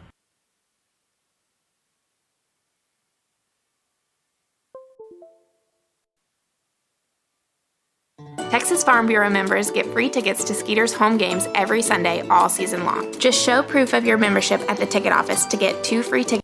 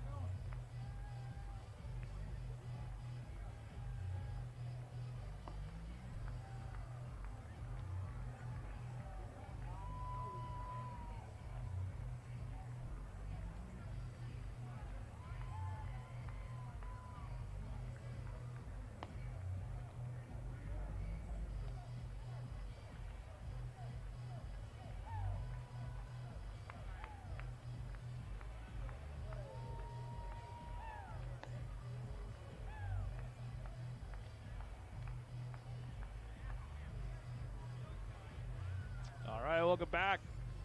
Coming to you live from York, Pennsylvania. And if this is any indication, I guess I should have started traveling more often this year. Skeeters lead 8-1 through 6 innings of ball here in York, Pennsylvania, People's Bank Ballpark. It's a beautiful Pennsylvania night. Never actually been to Pennsylvania. This is the first time I've ever been out here. And it's been a good trip so far. Skeeters way out in front. They have a 7-run lead as we head to the top of the 7th inning. And it'll be Dennis Phipps to lead it off for the Skeeters. Phippsy, a 2-run homer in his last at-bat. Those are the last runs the Skeeters have put on so far tonight. And Austin Steinfort, who has retired of the first 6 batters he's faced, drops in a curveball 0-1. Absolute bomb from Phipps in his last at-bat. That one popped up. Might be playable there on the left side for Castillo. Castillo making the move there and has it for out number 1. That one was hit a country mile straight up into the air by Phippsy, but unable to straighten it out. Just nearing 8:30 here in York. And it'll be Albert Cordero now. Don't see any action just yet in the Skeeters bullpen, as Troy Scribner has the kind of stuff that you'd imagine would be good enough for a complete game effort. Pitch count low, 8 strikeouts is 5 hits through 6 innings of work.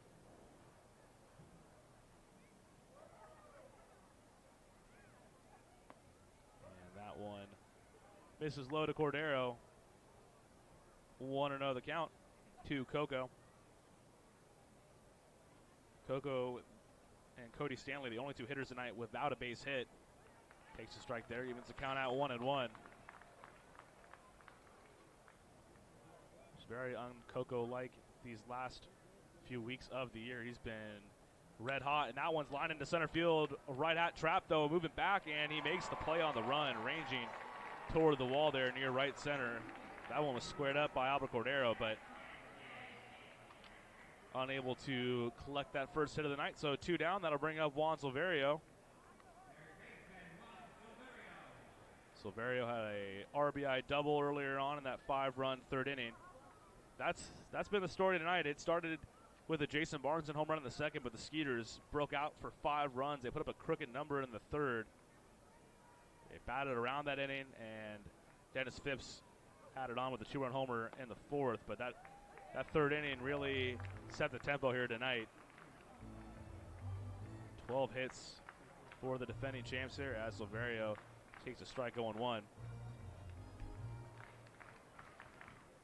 It was a good crowd on hand in York tonight, and they were loud early. They had a 1-0 lead. It was a fleeting lead, though, as Skeeters have put it to them here on a Friday night. 0-2 the count to Silverio. Austin Steinfort, really the only bright spot tonight, looking for a silver lining if you're a York fan. That one chopped to the left side. Up with it is Ryan Dent. His throw is in time to Tejeda for out number 3. So Steinfort has come in and silenced the Skeeters to an extent, but maybe too little too late. As your Skeeters, they lead 8-1. We're moving to the bottom of the 7th inning as it is stretch time here in York, Pennsylvania. And game number 3 of the Freedom Division Championship Series. Your Skeeters are way out front. They lead 8-1. Back here in just a moment.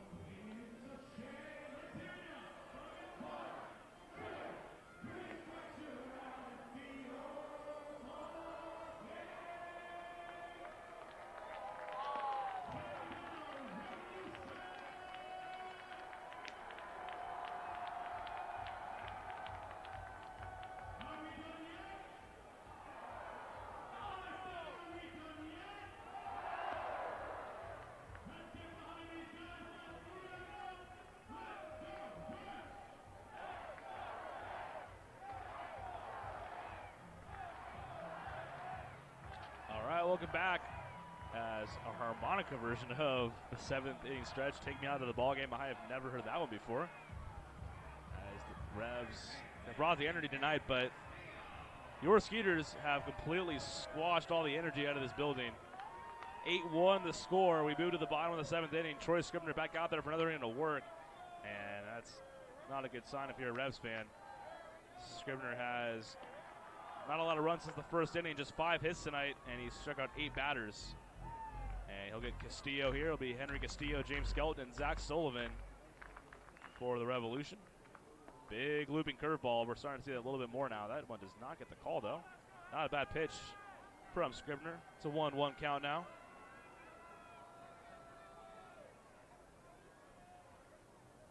Castillo takes up and away for a ball. 2-1 now. Castillo 1 for 2 tonight. Had a single in his last at-bat. And the Revs, that was their last real threat of the night. Came back in the 5th inning. They got runners to second and third base, but they stranded him there. They had runners to second and third with 1 out, and Rondon popped out and shot left to keep the runners at bay. 2-2 now as Castillo swings and misses through that one. Scribner, with the way he's working, he may have a chance to hit that 11 mark again, tying the franchise record. Do that if he strikes out the side this inning. And he almost had one there. He's liked that high fastball all night, and he throws it again there and almost got Castillo to miss over the top.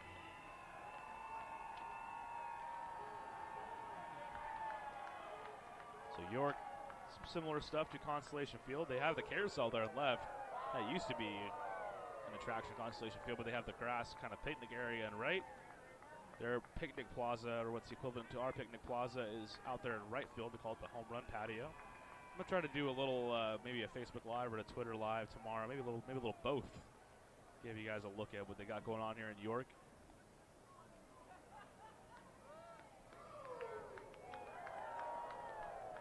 Ever since that 8-1 loss for the Skeeters in Game 1, they've turned it around in a big way.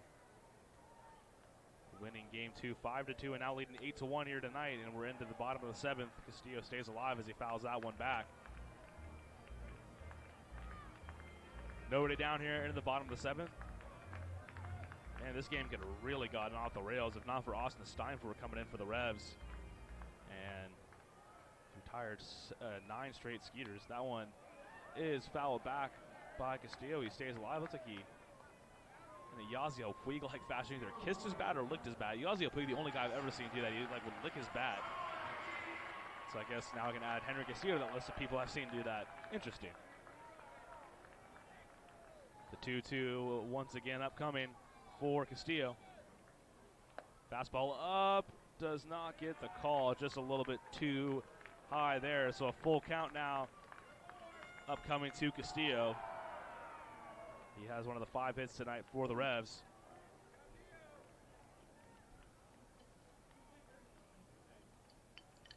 That one taken for a ball, so that's going to be a leadoff walk for Henry Castillo. Keep in mind, Scribner had the longest outing from a Skeeters pitcher in the regular season. That was a 7 2/3 innings effort.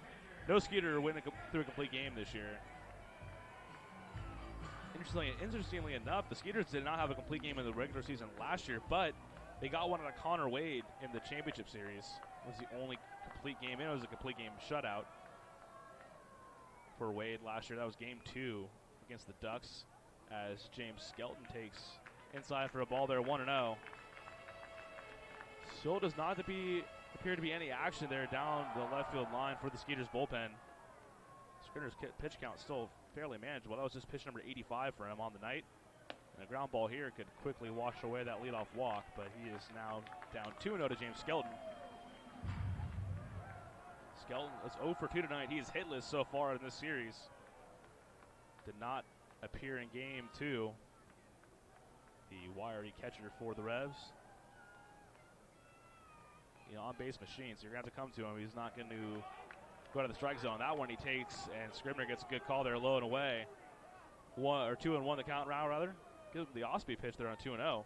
Pitching a little backwards there to James Skelton, and now he's going to take a peek at Henry Castillo. Can't imagine the Revs would try to steal a base here, down 8-1. And it is the score, 8-1 in the bottom of the 7th inning. Skeeters lead big out here in Pennsylvania. That one is upstairs for a ball. So 2-1 now the count.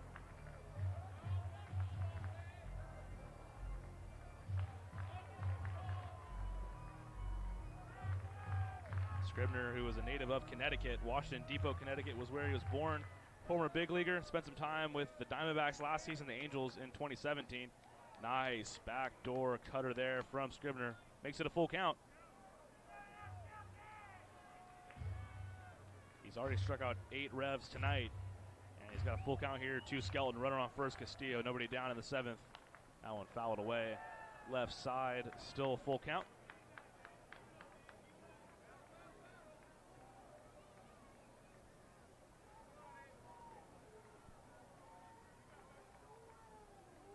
Still a fairly good crowd on here. York just not have had anything to cheer about, and let's keep it that way. Skeeters, the 7-run lead. That one's taken low and in. Just misses for a ball, so that's back-to-back walks now here in the bottom of the 7th inning from Troy Scribner. And those are his first and second walks of the evening. He has been working in the zone all night. Cody Stanley going to come down and chat with him for a second, go over some signs with the runner on second base now.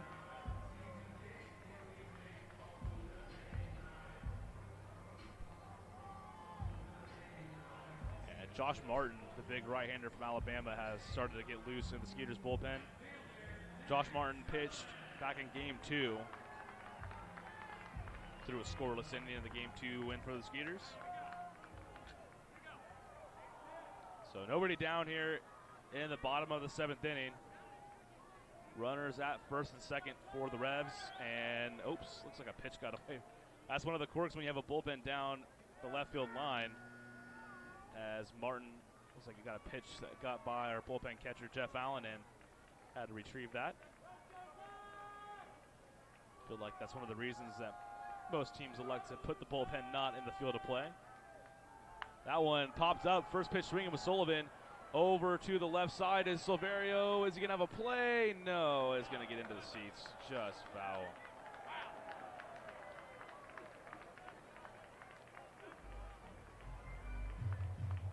Silverio gave it a look there. That was just a few feet to the left. Sullivan doubled in his last at-bat. This was the part of the order that almost got the Revs back on the board. Surprisingly so, as this is not the part of the order whatsoever with Sullivan and Skelton, but right now they got runners on first and second. Nobody down.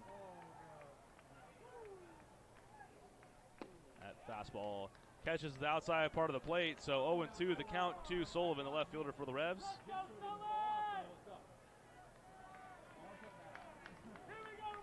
If you can get full 7 innings of work out of Scribner tonight, that is monstrous. Set up your bullpen.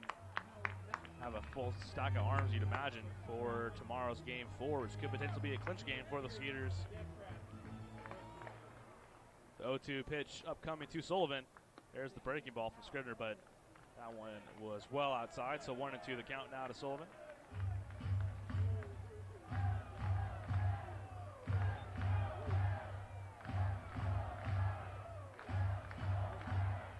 Scribner pick up his 9th strikeout of the night. He's got Sullivan down 1-2. And there's the curveball in the dirt. Nice stop by Cody Stanley and the check swing from Sullivan. No chance that one gets called. So 2-2 now the count.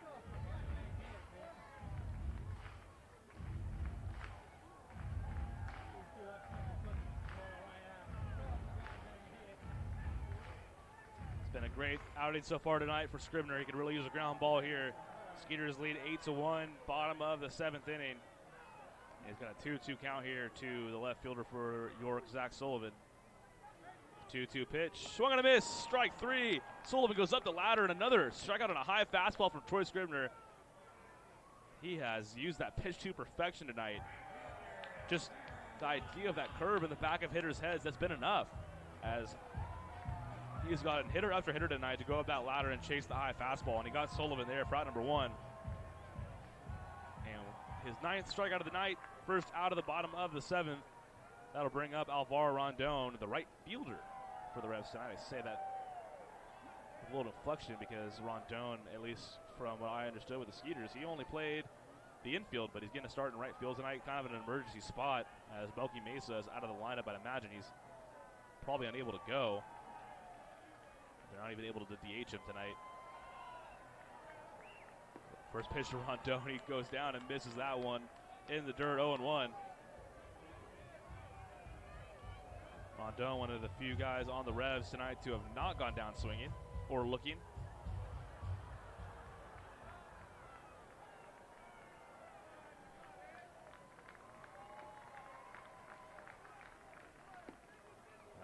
Misses inside of Rondon. It's 1-1. I mean, you can see why that fastball is so tough to hit.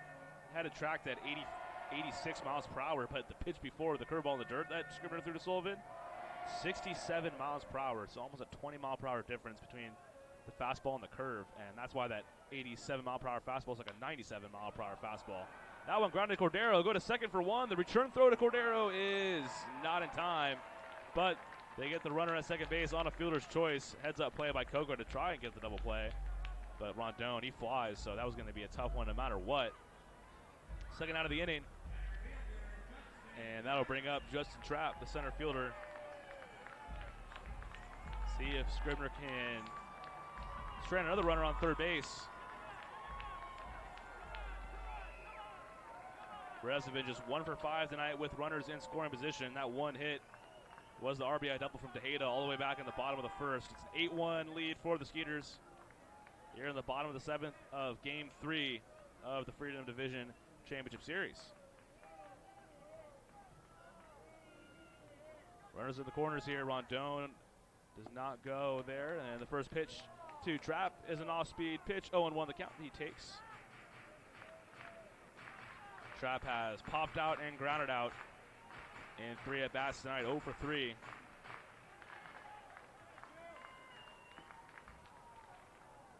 That one's fouled off right side, so he's down 0-2. Scribner with a chance to go to double digits. This could potentially be his last batter with the righty Josh Martin getting loose in the bullpen. And he takes a big breath. I think he knows this might be the end of the rope. Want to finish strong here and strand that runner Castillo at third. Castillo led the inning off with a single. And that's where he stands at third base. Scribner, his 0-2 pitch to Trapp. Breaking ball, call strike 3. There it is. Strikeout number 10 of the night for Troy Scribner. He gets Trapp looking on that breaking ball. And that's going to do it here in the 7th inning. 2 more runners get left on base as Troy Scribner has put together an absolutely sparkling evening here on the mound. 8-1 lead for the Skeeters, and we head to the 8th inning. It's Game 3 of the Freedom Division Championship Series. Skeeters are going to put a bow on this one. Big lead, 7-run lead. Heading into the top of the 8th inning. Back here in just a moment.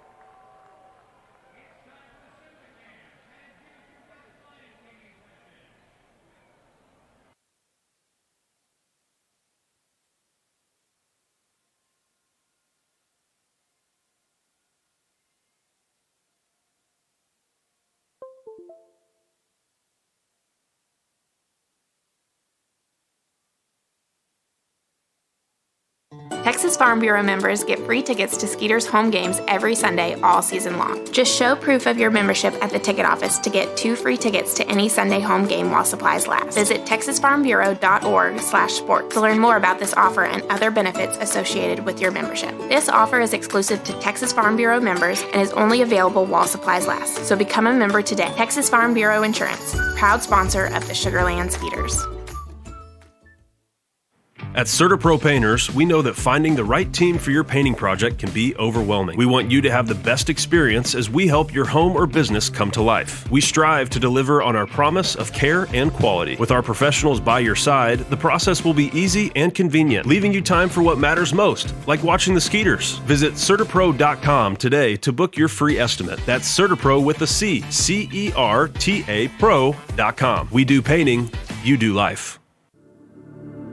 Memorial Hermann Sugarland Hospital has been named the recipient of the highly coveted 2016 Malcolm Baldrige National Quality Award, the nation's highest presidential honor for performance excellence. Memorial Hermann Sugarland was recognized for its outstanding commitment to sustainable excellence through innovation, improvement, and visionary leadership. Memorial Hermann Sugarland is the first Houston area healthcare organization.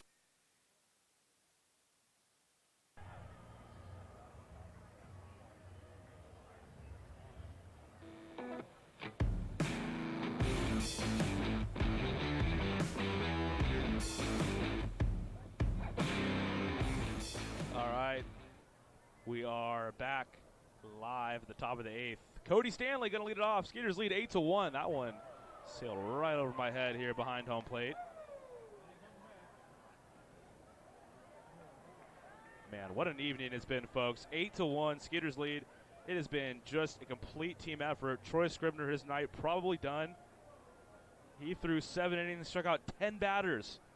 I mean, are you kidding me? What kind of a big-time effort is that from Scribby in the postseason? Big-time players making big-time plays, big-time games. That's Troy Scribner tonight, and Cody Stanley now. He's down 0-2. Him and Cordero, the only two Skeeters, did not have a hit tonight, and that one is swung on a miss. Strike 3. Stanley down, swinging for out number 1. Austin Steinfort has retired the first 10 batters he's faced.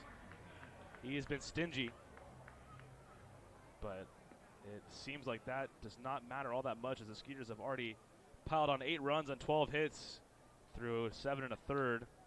And now Jason Martinson, he got the Skeeters on the board first. A home run back in the second inning. First pitch to Martinson is a fastball way up, 1-0.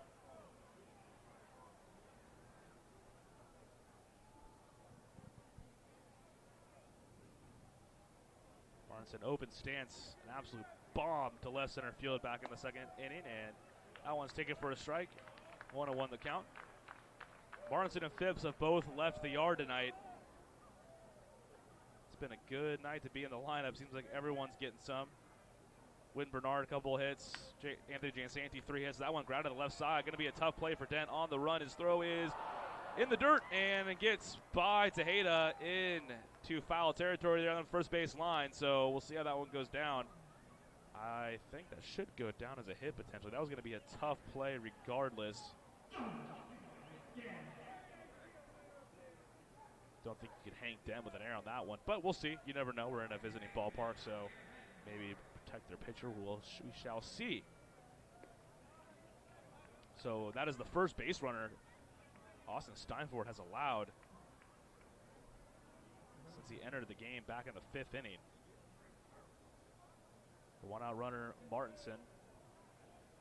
Speaking of Javier Betancourt, he has driven the run on a single. He drove in the run back in that 5-run 3rd inning. He takes low and in for a ball, 1-0. And that is a hit for Jason Martinson. A good call in my, I guess, not professional opinion, but 3 hits for Jansanti, 2 hits for Phipps, 2 hits for Martinson now, and 2 hits for Wynn Bernard, as everyone seems in this lineup is going for 2 hits. And on the move is Martinson. The throw is not going to be in time from Skelton. And a stolen base from Jason Martinson. That puts another runner in scoring position for the Skeeters. It's been a while since they've had a runner in scoring position with Steinfort on the mound. It's been like Fort Knox. But maybe the Skeeters break through here in the 8th inning.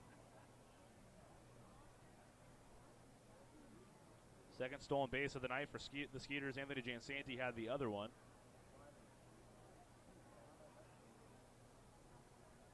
And now they're going to chat it up as Skelton is going to go talk to his pitcher with a runner on second. Now we'll go over signs.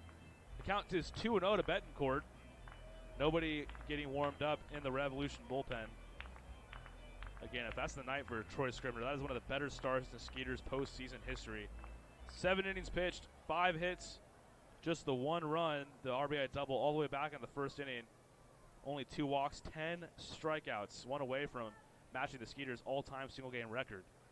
In Game 3 of the Freedom Division Championship Series, Scribner again put that feather in his cap. That is a fantastic start. That one ripped foul, almost demolished Willie Tavares there at 3rd base, and that forced the Skeeters bullpen to get up like they had ants in their pants. But everyone's okay there down the 3rd base line. That is a pretty precarious position there down the 3rd base line with a right-handed hitter up.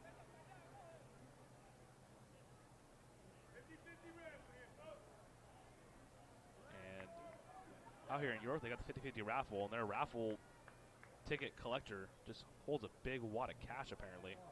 That's one way to get people to try to buy into the raffle. On the move is Martinson. He's going to steal 3rd base, standing up as 2 stolen bases for Martinson here in the inning. Now the Skeeters have put a runner on 3rd base. Still just 1 down, and now Javier Betancourt with a fly ball could add on to this 7-run lead. It's 8-1 Skeeters. And out there on Long Island, it is a 2-1 lead for the Ducks. They also now have the bases loaded in the bottom of the 8th, just 1 down. So potentially could wrap up the Liberty Division Series over there in New York. The 3-1 to Betancourt. That one is upstairs, taken for a ball. So Javier Betancourt works the walk. So 2 rather 2 base runners now, 1 walk, and that is the first walk that Steinfort has issued since entering the game. That'll reset the order once again. Wynton Bernard going to come up for the 5th time tonight. He is 2 for 4 with a run scored. A triple for Bernard in this one. Led the game off with a single as well.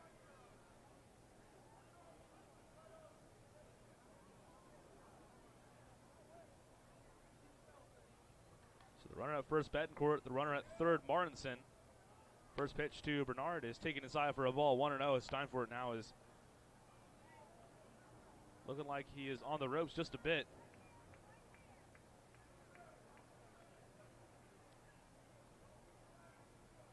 Awfully quiet in this building. I've said it a few times, but man, the energy completely decimated after that 5-run 3rd inning. Tomorrow night, Chase DeYoung's going to go for the Skeeters, and Jake Welch, who pitched only briefly for the Revs in the regular season, is going to be going for them. That one well outside. Now 3-0 to Bernard as Steinfort has completely lost the tempo he had through the first 3 innings of work for him out of the bullpen. Martinson with the single, then a 4-pitch walk to Betancourt, and now 3-0 the count to Bernard. The Nard Dog. See if he maybe is 3-0 swinging here. He is, and he has had a ton to left field.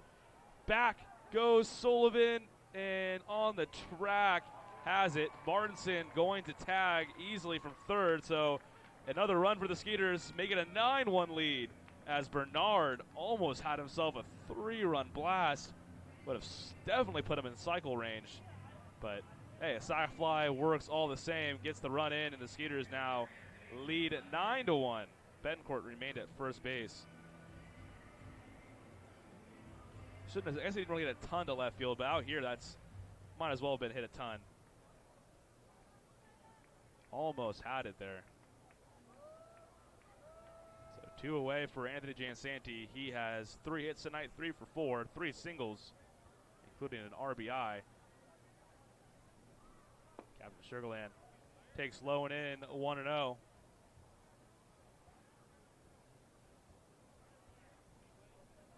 He homered back in game 1. That was the 1 run for the Skeeters. And that one, a 9-1 lead now here in the top of the 8th inning for the defending champs. And Jansanti is a bit out in front of the breaking ball there. It is a 1-1 count now to Captain Sugarland. I got to imagine it's got to be tough for a hitter to not think home run when that wall just seems so close. And I will say, I mean, I got here and the first thing I noticed is that is jarring. Like, how does anyone hit it over that thing? So it's not like it's a gimme, but got to feel pretty good about your chances of getting the ball in the air and getting it out of here. Ooh, wow. We're going to say Jansanti went around. Not even going to get an appeal there. Don't usually see that anymore, but 1-2 now the count. Now the Skeeters have scored off every pitcher the Revs have brought in tonight.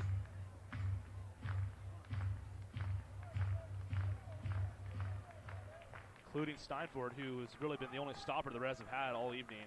That one fouls straight back by Jansanti. There is some action getting done there in the York bullpen. They have another pitcher getting up.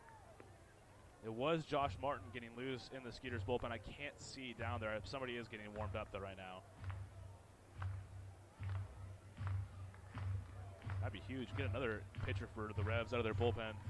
Just keep on going down the line. They've had to use 4 pitchers tonight. And Jansanti check swing. Did not look like he intended to swing at that one, but it hits the barrel and it's fouled straight back.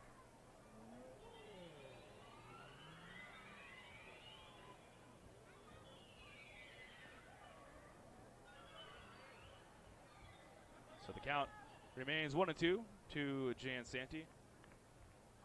Gotta love him, man. He's a Dolphins fan.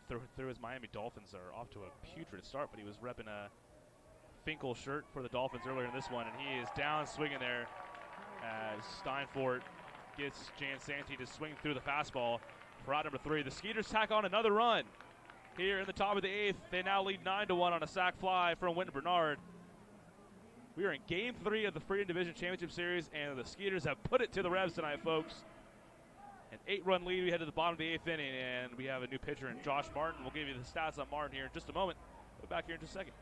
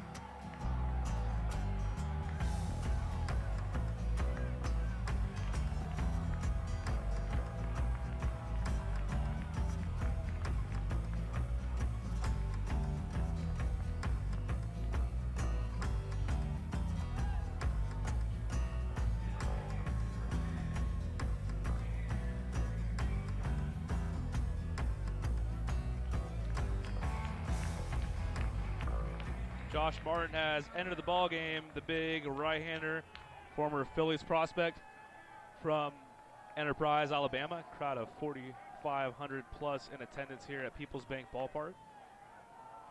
So a heck of a knee from Troy Scribner. I was digging around through my media guide to see if he touched any records, and if not, for an 11 strikeout game last postseason from Connor Wade. You remember that game? It was game 2 of the Atlantic League Championship Series. Wade struck out 11 in a complete game effort. So that is the record. Scribner was 1 strikeout away from matching that. As Martin gets Marrero to pop it up right side. Under it is Javier Betancourt. I think it's way up there. It's returned to the atmosphere, and it finds the leather of Javier Betancourt and his blonde mohawk for out number 1. And that'll bring up Telvin Nash, a prodigious bat who's been kept awfully quiet the last few nights.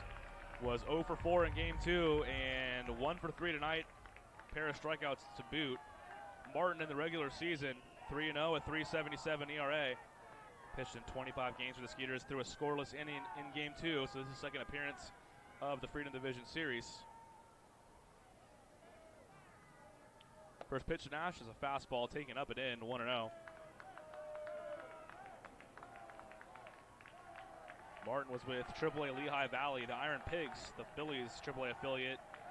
That's where he began the year, and then joined the Skeeters in the month of August.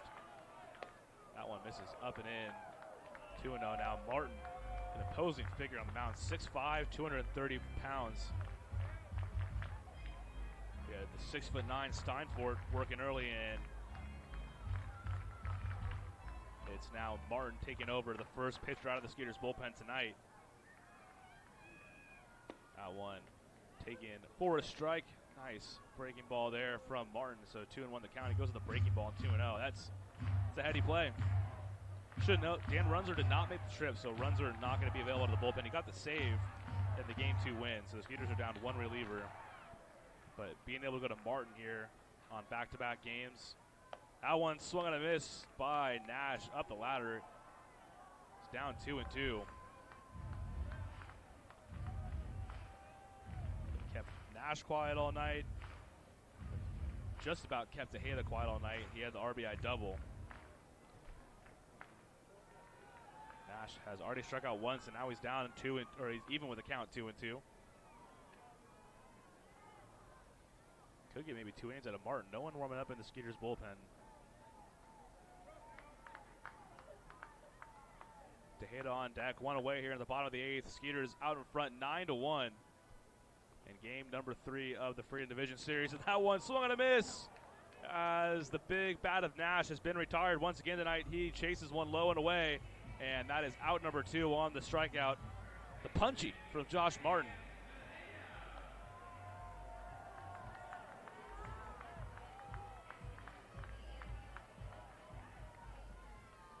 Martin has quickly put the first 2 batters away here for the Revs. Got Marrero to pop up, and now that'll bring up Tejeda, the only member of the Revs lineup to have more than 1 hit tonight. He's 2 for 3.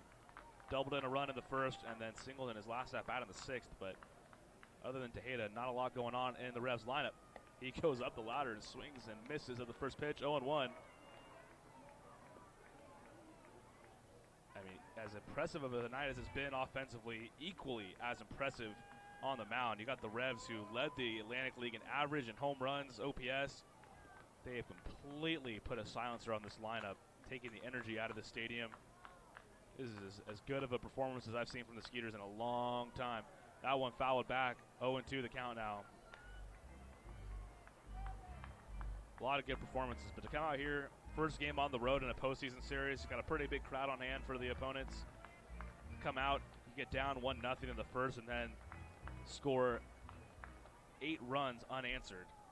9 runs unanswered, my goodness. It's just been that kind of night for the Skeeters. And he gets Tejeda to pop this one up fairly deep center field, but ranging on over is Jansanti on the track and a few steps in front of the wall. Makes the play for out number 3. 3 up, 3 down go the Revs here in the bottom of the 8th inning. Josh Martin picks up right where Troy Scribner left off.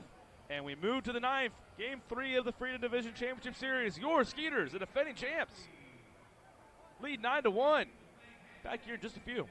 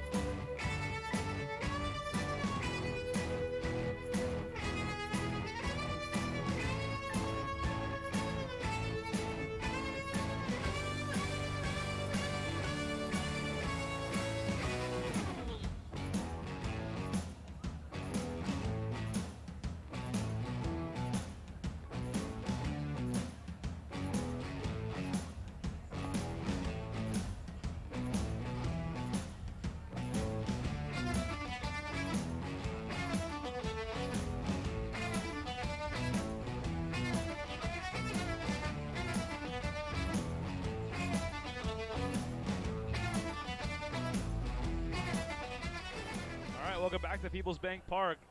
Skeeters lead 9-1. It's been a magnificent Game 3 for the Skeeters out here in York. And they are just 3 outs away from wrapping up a Game 3 victory and taking a 2-1 series lead. And it'll be Zach Borenson leading it off for the Skeeters. Looking at some of the records for the Skeeters, wanted to see if maybe this night, put down the record books, we are 1 run away from matching our single game postseason runs record. We've scored 10 runs in 3 different series. One of those series was in 2016 when they put up a 10 spot in Game 2 of the Freedom Division Series against the Revs. 18 hits is the single season hits record for the postseason. Skeeters have 13 of those tonight. First pitch to Zach Borenstein is outside, new pitcher on the mound, and that has also been a big facet of this one. That is now the 5th pitcher that the Revs have had to use tonight, and that's Robert Carson, the former big league lefty. Lefty on lefty, Borenstein ropes that one to center field, taking Trapp back on the run, though. He makes the play just a few steps in front of the track. Borenstein roped that one, but is down for out number 1. Carson on the regular season, 5-1, a 3.91 ERA, 48 games, has yet to appear in this series. With 1 away, that'll bring up Dennis the Menace. Dennis Phipps had a 2-run blast back in the 4th inning. That had been the last run for the Skeeters up until the 8th inning on a sac fly from Wynton Bernard. See if Phipps can put another charge into one here. Would be nice to hit double digits and really put it to the Revs here tonight as they put it to the Skeeters back in Game 1, so returning the favor, but even in more grandiose fashion. It's an 8-1 win for the Revs in Game 1 right now. The Skeeters out in front 9-1. And Daniel Gibson is getting loose for the Skeeters down the left field line as that one's fouled near him down the left field line. Gibby's going to have at least 8 runs to work with. Josh Martin with a scoreless 8th inning. Troy Scribner with just 1 run allowed. That came all the way back in the 1st. The Skeeters have scored 9 unanswered runs here. One of the better postseason offensive outputs in the team's history. Check swing, up and away. No way that gets called. They're going to appeal, but yes, no swing, says the first base umpire. So it remains, it goes to a 2-2 count for Phipps. Both home runs tonight for the Skeeters. They have not actually had to go over to the arch nemesis. They've both gone out in the left center field gap. Phipps's, I mean, there's got to be at least a 30-foot or so clearing between the wall and then where their ad walls go in. Phipps clanked one off their ad walls. That was way out of here. I mean, that one's gone. In Constellation Field, that one's gone in any field you'd imagine in pro baseball. That was the 22nd home run combined on the year for Phipps. His first home run of the postseason. Not his first postseason home run as a Skeeter, though. Phipps had a home run in Game 5 of the Atlantic League Championship Series last year against Long Island, an opposite field shot. 2-2 pitch, and Carson gets the fastball by him. And Dennis is down on strikes for out number 2. So next inning for the Revs, they will send up Ryan Dent, Henry Castillo, and James Skelton.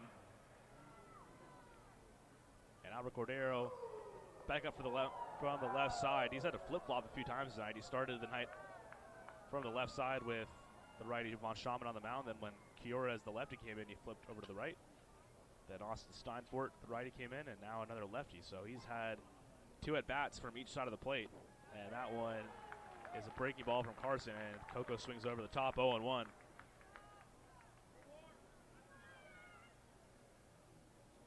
Coco is going to go into next year with the longest active hitting streak in the Atlantic League. He had a 13-game hitting streak to end the season, and he fouls that one back off to the right a bit.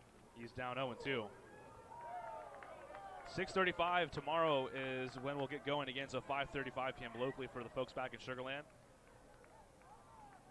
And then we have a 2:05 start on Sunday if it goes that far.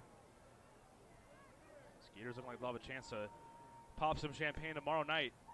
That one grounded up the middle, snagged by Carson though, and he will underhand flip to Tejeda for out number 3. So Robert Carson comes in and sets the Skeeters down in order in the top of the 9th.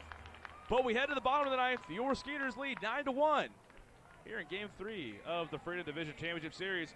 3 outs away from taking a 2-1 series lead here in the postseason. And it'll be Daniel Gibson coming on to wrap this one up, and we will be back here in York in just a second.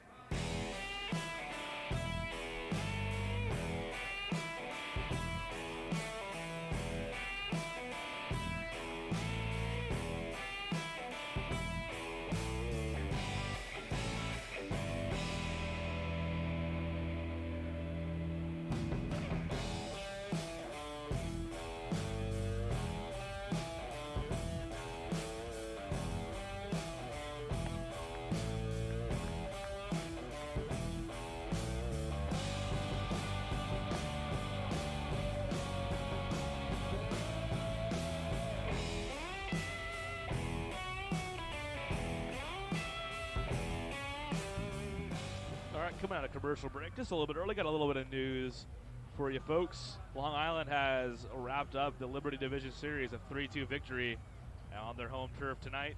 So if the Skeeters were to advance, it'd be a rematch of the 2018 and 2016 Atlantic League Championship Series. Talk about a little rivalry brewing. We could have the same matchup in the Championship Series in 3 of the last 4 seasons. But for now, 3 big outs to get here tonight, and then one more win, hopefully, between either tomorrow or Sunday. Daniel Gibson coming on, the lefty, former Florida Gator, coming on. In relief, only the second reliever used out of the Skeeters bullpen tonight. 2-2 with a 2.41 ERA for Gibson on the regular season, 36 appearances. Former High Point Rocker, acquired by the Skeeters right before the All-Star break. Fantastic season, and it's going to be his second appearance out of the bullpen this series. Through 2/3 of a scoreless inning in game 1. He's got plenty of run support here. Ryan Dent going to lead it off. 9-1 lead for the Skeeters here in the 9th inning. And Gibson gets across the first pitch strike, 0-1. Dent tonight 0 for 3, struck out twice.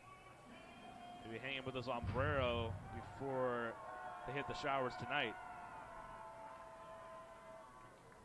Gibson, the lanky left-hander, low set, his 0-1. That one ripped into left field. That one's going to get over Jason Martinson's head and out in front of Whitten Bernard. So a leadoff knock here in the bottom of the 9th for the Revs, but they have lots of work to do if they want to get even remotely back into this one.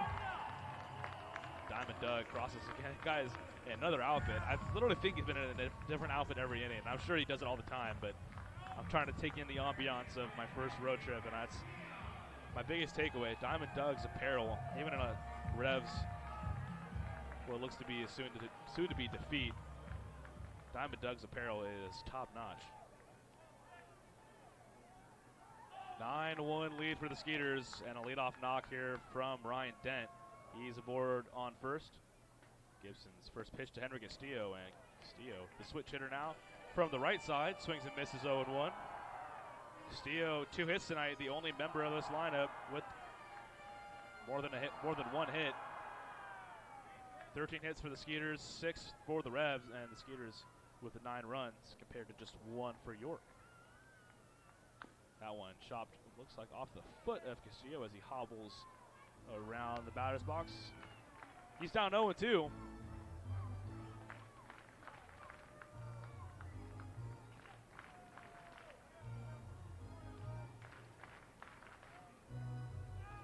Daniel Gibson against the Revs this year with the Skeeters. He made 5 appearances and had a 1.80 ERA. With High Point, not so well, but we don't remember the High Point Daniel Gibson. We only know the Sugar Land Skeeters Daniel Gibson. Gibson was taken in the 7th round of the 2013 draft by the Diamondbacks out of the University of Florida. Spent some time down there in the swamp. He's got Castillo down 0-2. That one in the dirt. Nice stop by Cody Stanley.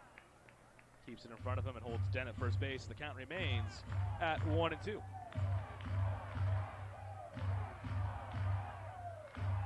Once again, the Ducks have wrapped it up on Long Island tonight. They are moving on to the Atlantic League Championship Series. All that's left to be determined is right out here in York, and the Skeeters are just 3 outs away from taking a 2-1 series lead. We lead 9-1 here. The 1-2 from Gibson. Swung on a miss. Strike 3. Castillo down, swinging for out number 1. And another York hitter with a long walk back to the dugout with their head down.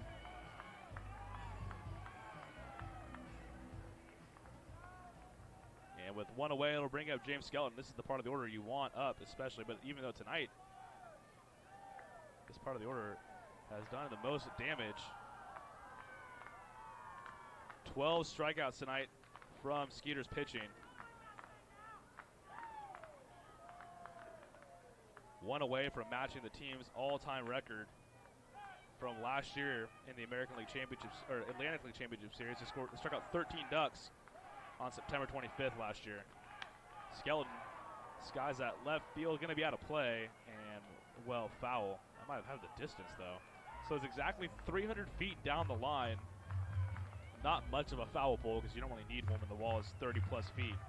But there is like probably about a 15-foot foul pole there down the left field line. It's 325 feet to right, so down the corners, not a whole lot of real estate, but both corners have bigger than average walls. The 0-2 to Skelton. That one chopped lightly to the right side. Cordero going to field it. He'll get to the bag himself with ease for out number 2. So the Revs are down to their final out this evening in game number 3 of the Freedom Division Championship Series. Cedars 1 out away from taking a 2-1 series lead here. They lead 9-1, and it's going to be Zach Sullivan now with 2 away.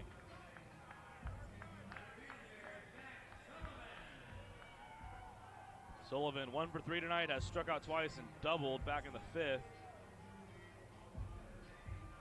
One of the most dominating performances in Skeeters postseason history coming right in front of us here at People's Bank Ballpark. Skeeters lead 9-1. We've got 2 outs now in the bottom of the 9th. Runner on second is Dent. It's going to take more than a single to put a dent in this lead. That one's fouled back by Zach Sullivan. He's down 0-1.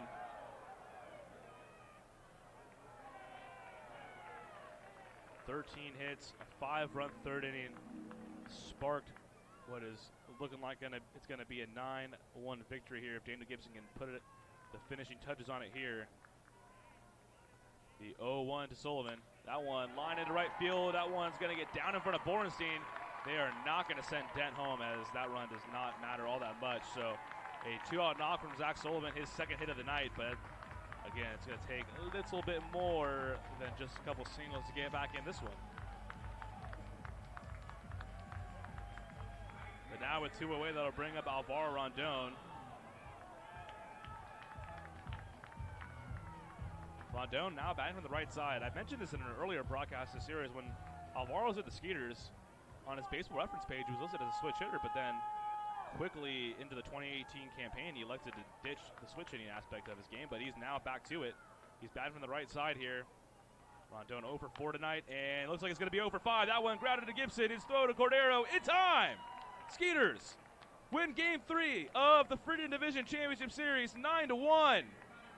And the Skeeters are 1 win away from moving to the Atlantic League Championship Series for the 3rd time in 4 years.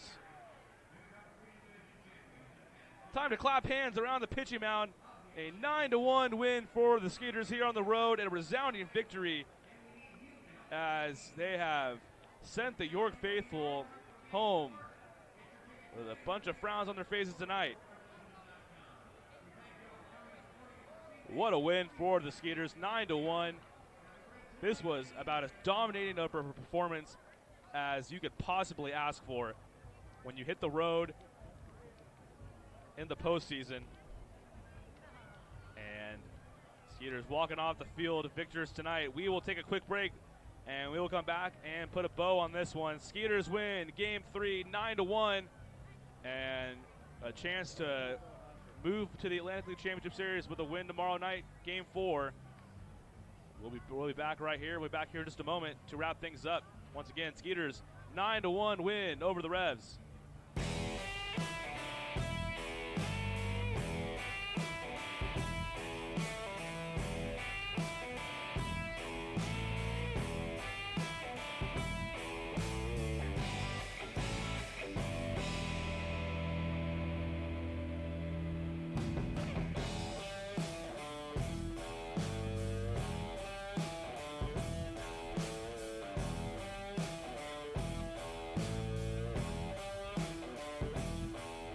And back here for the post-game show. Skeeters win 9-1 in Game 3 here in the Freedom Division Series. 9 runs, 13 hits, no errors for your defending champs.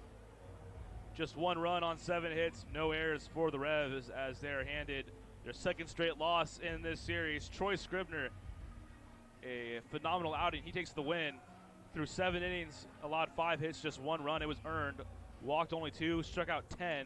Josh Martin and Daniel Gibson, each with scoreless innings, each picking up 1 strikeout out of the bullpen. The Revs, if you can believe it, did lead at one point in this ball game. They took a 1-0 lead in the top of the bottom of the first. Getting used to being on the road here.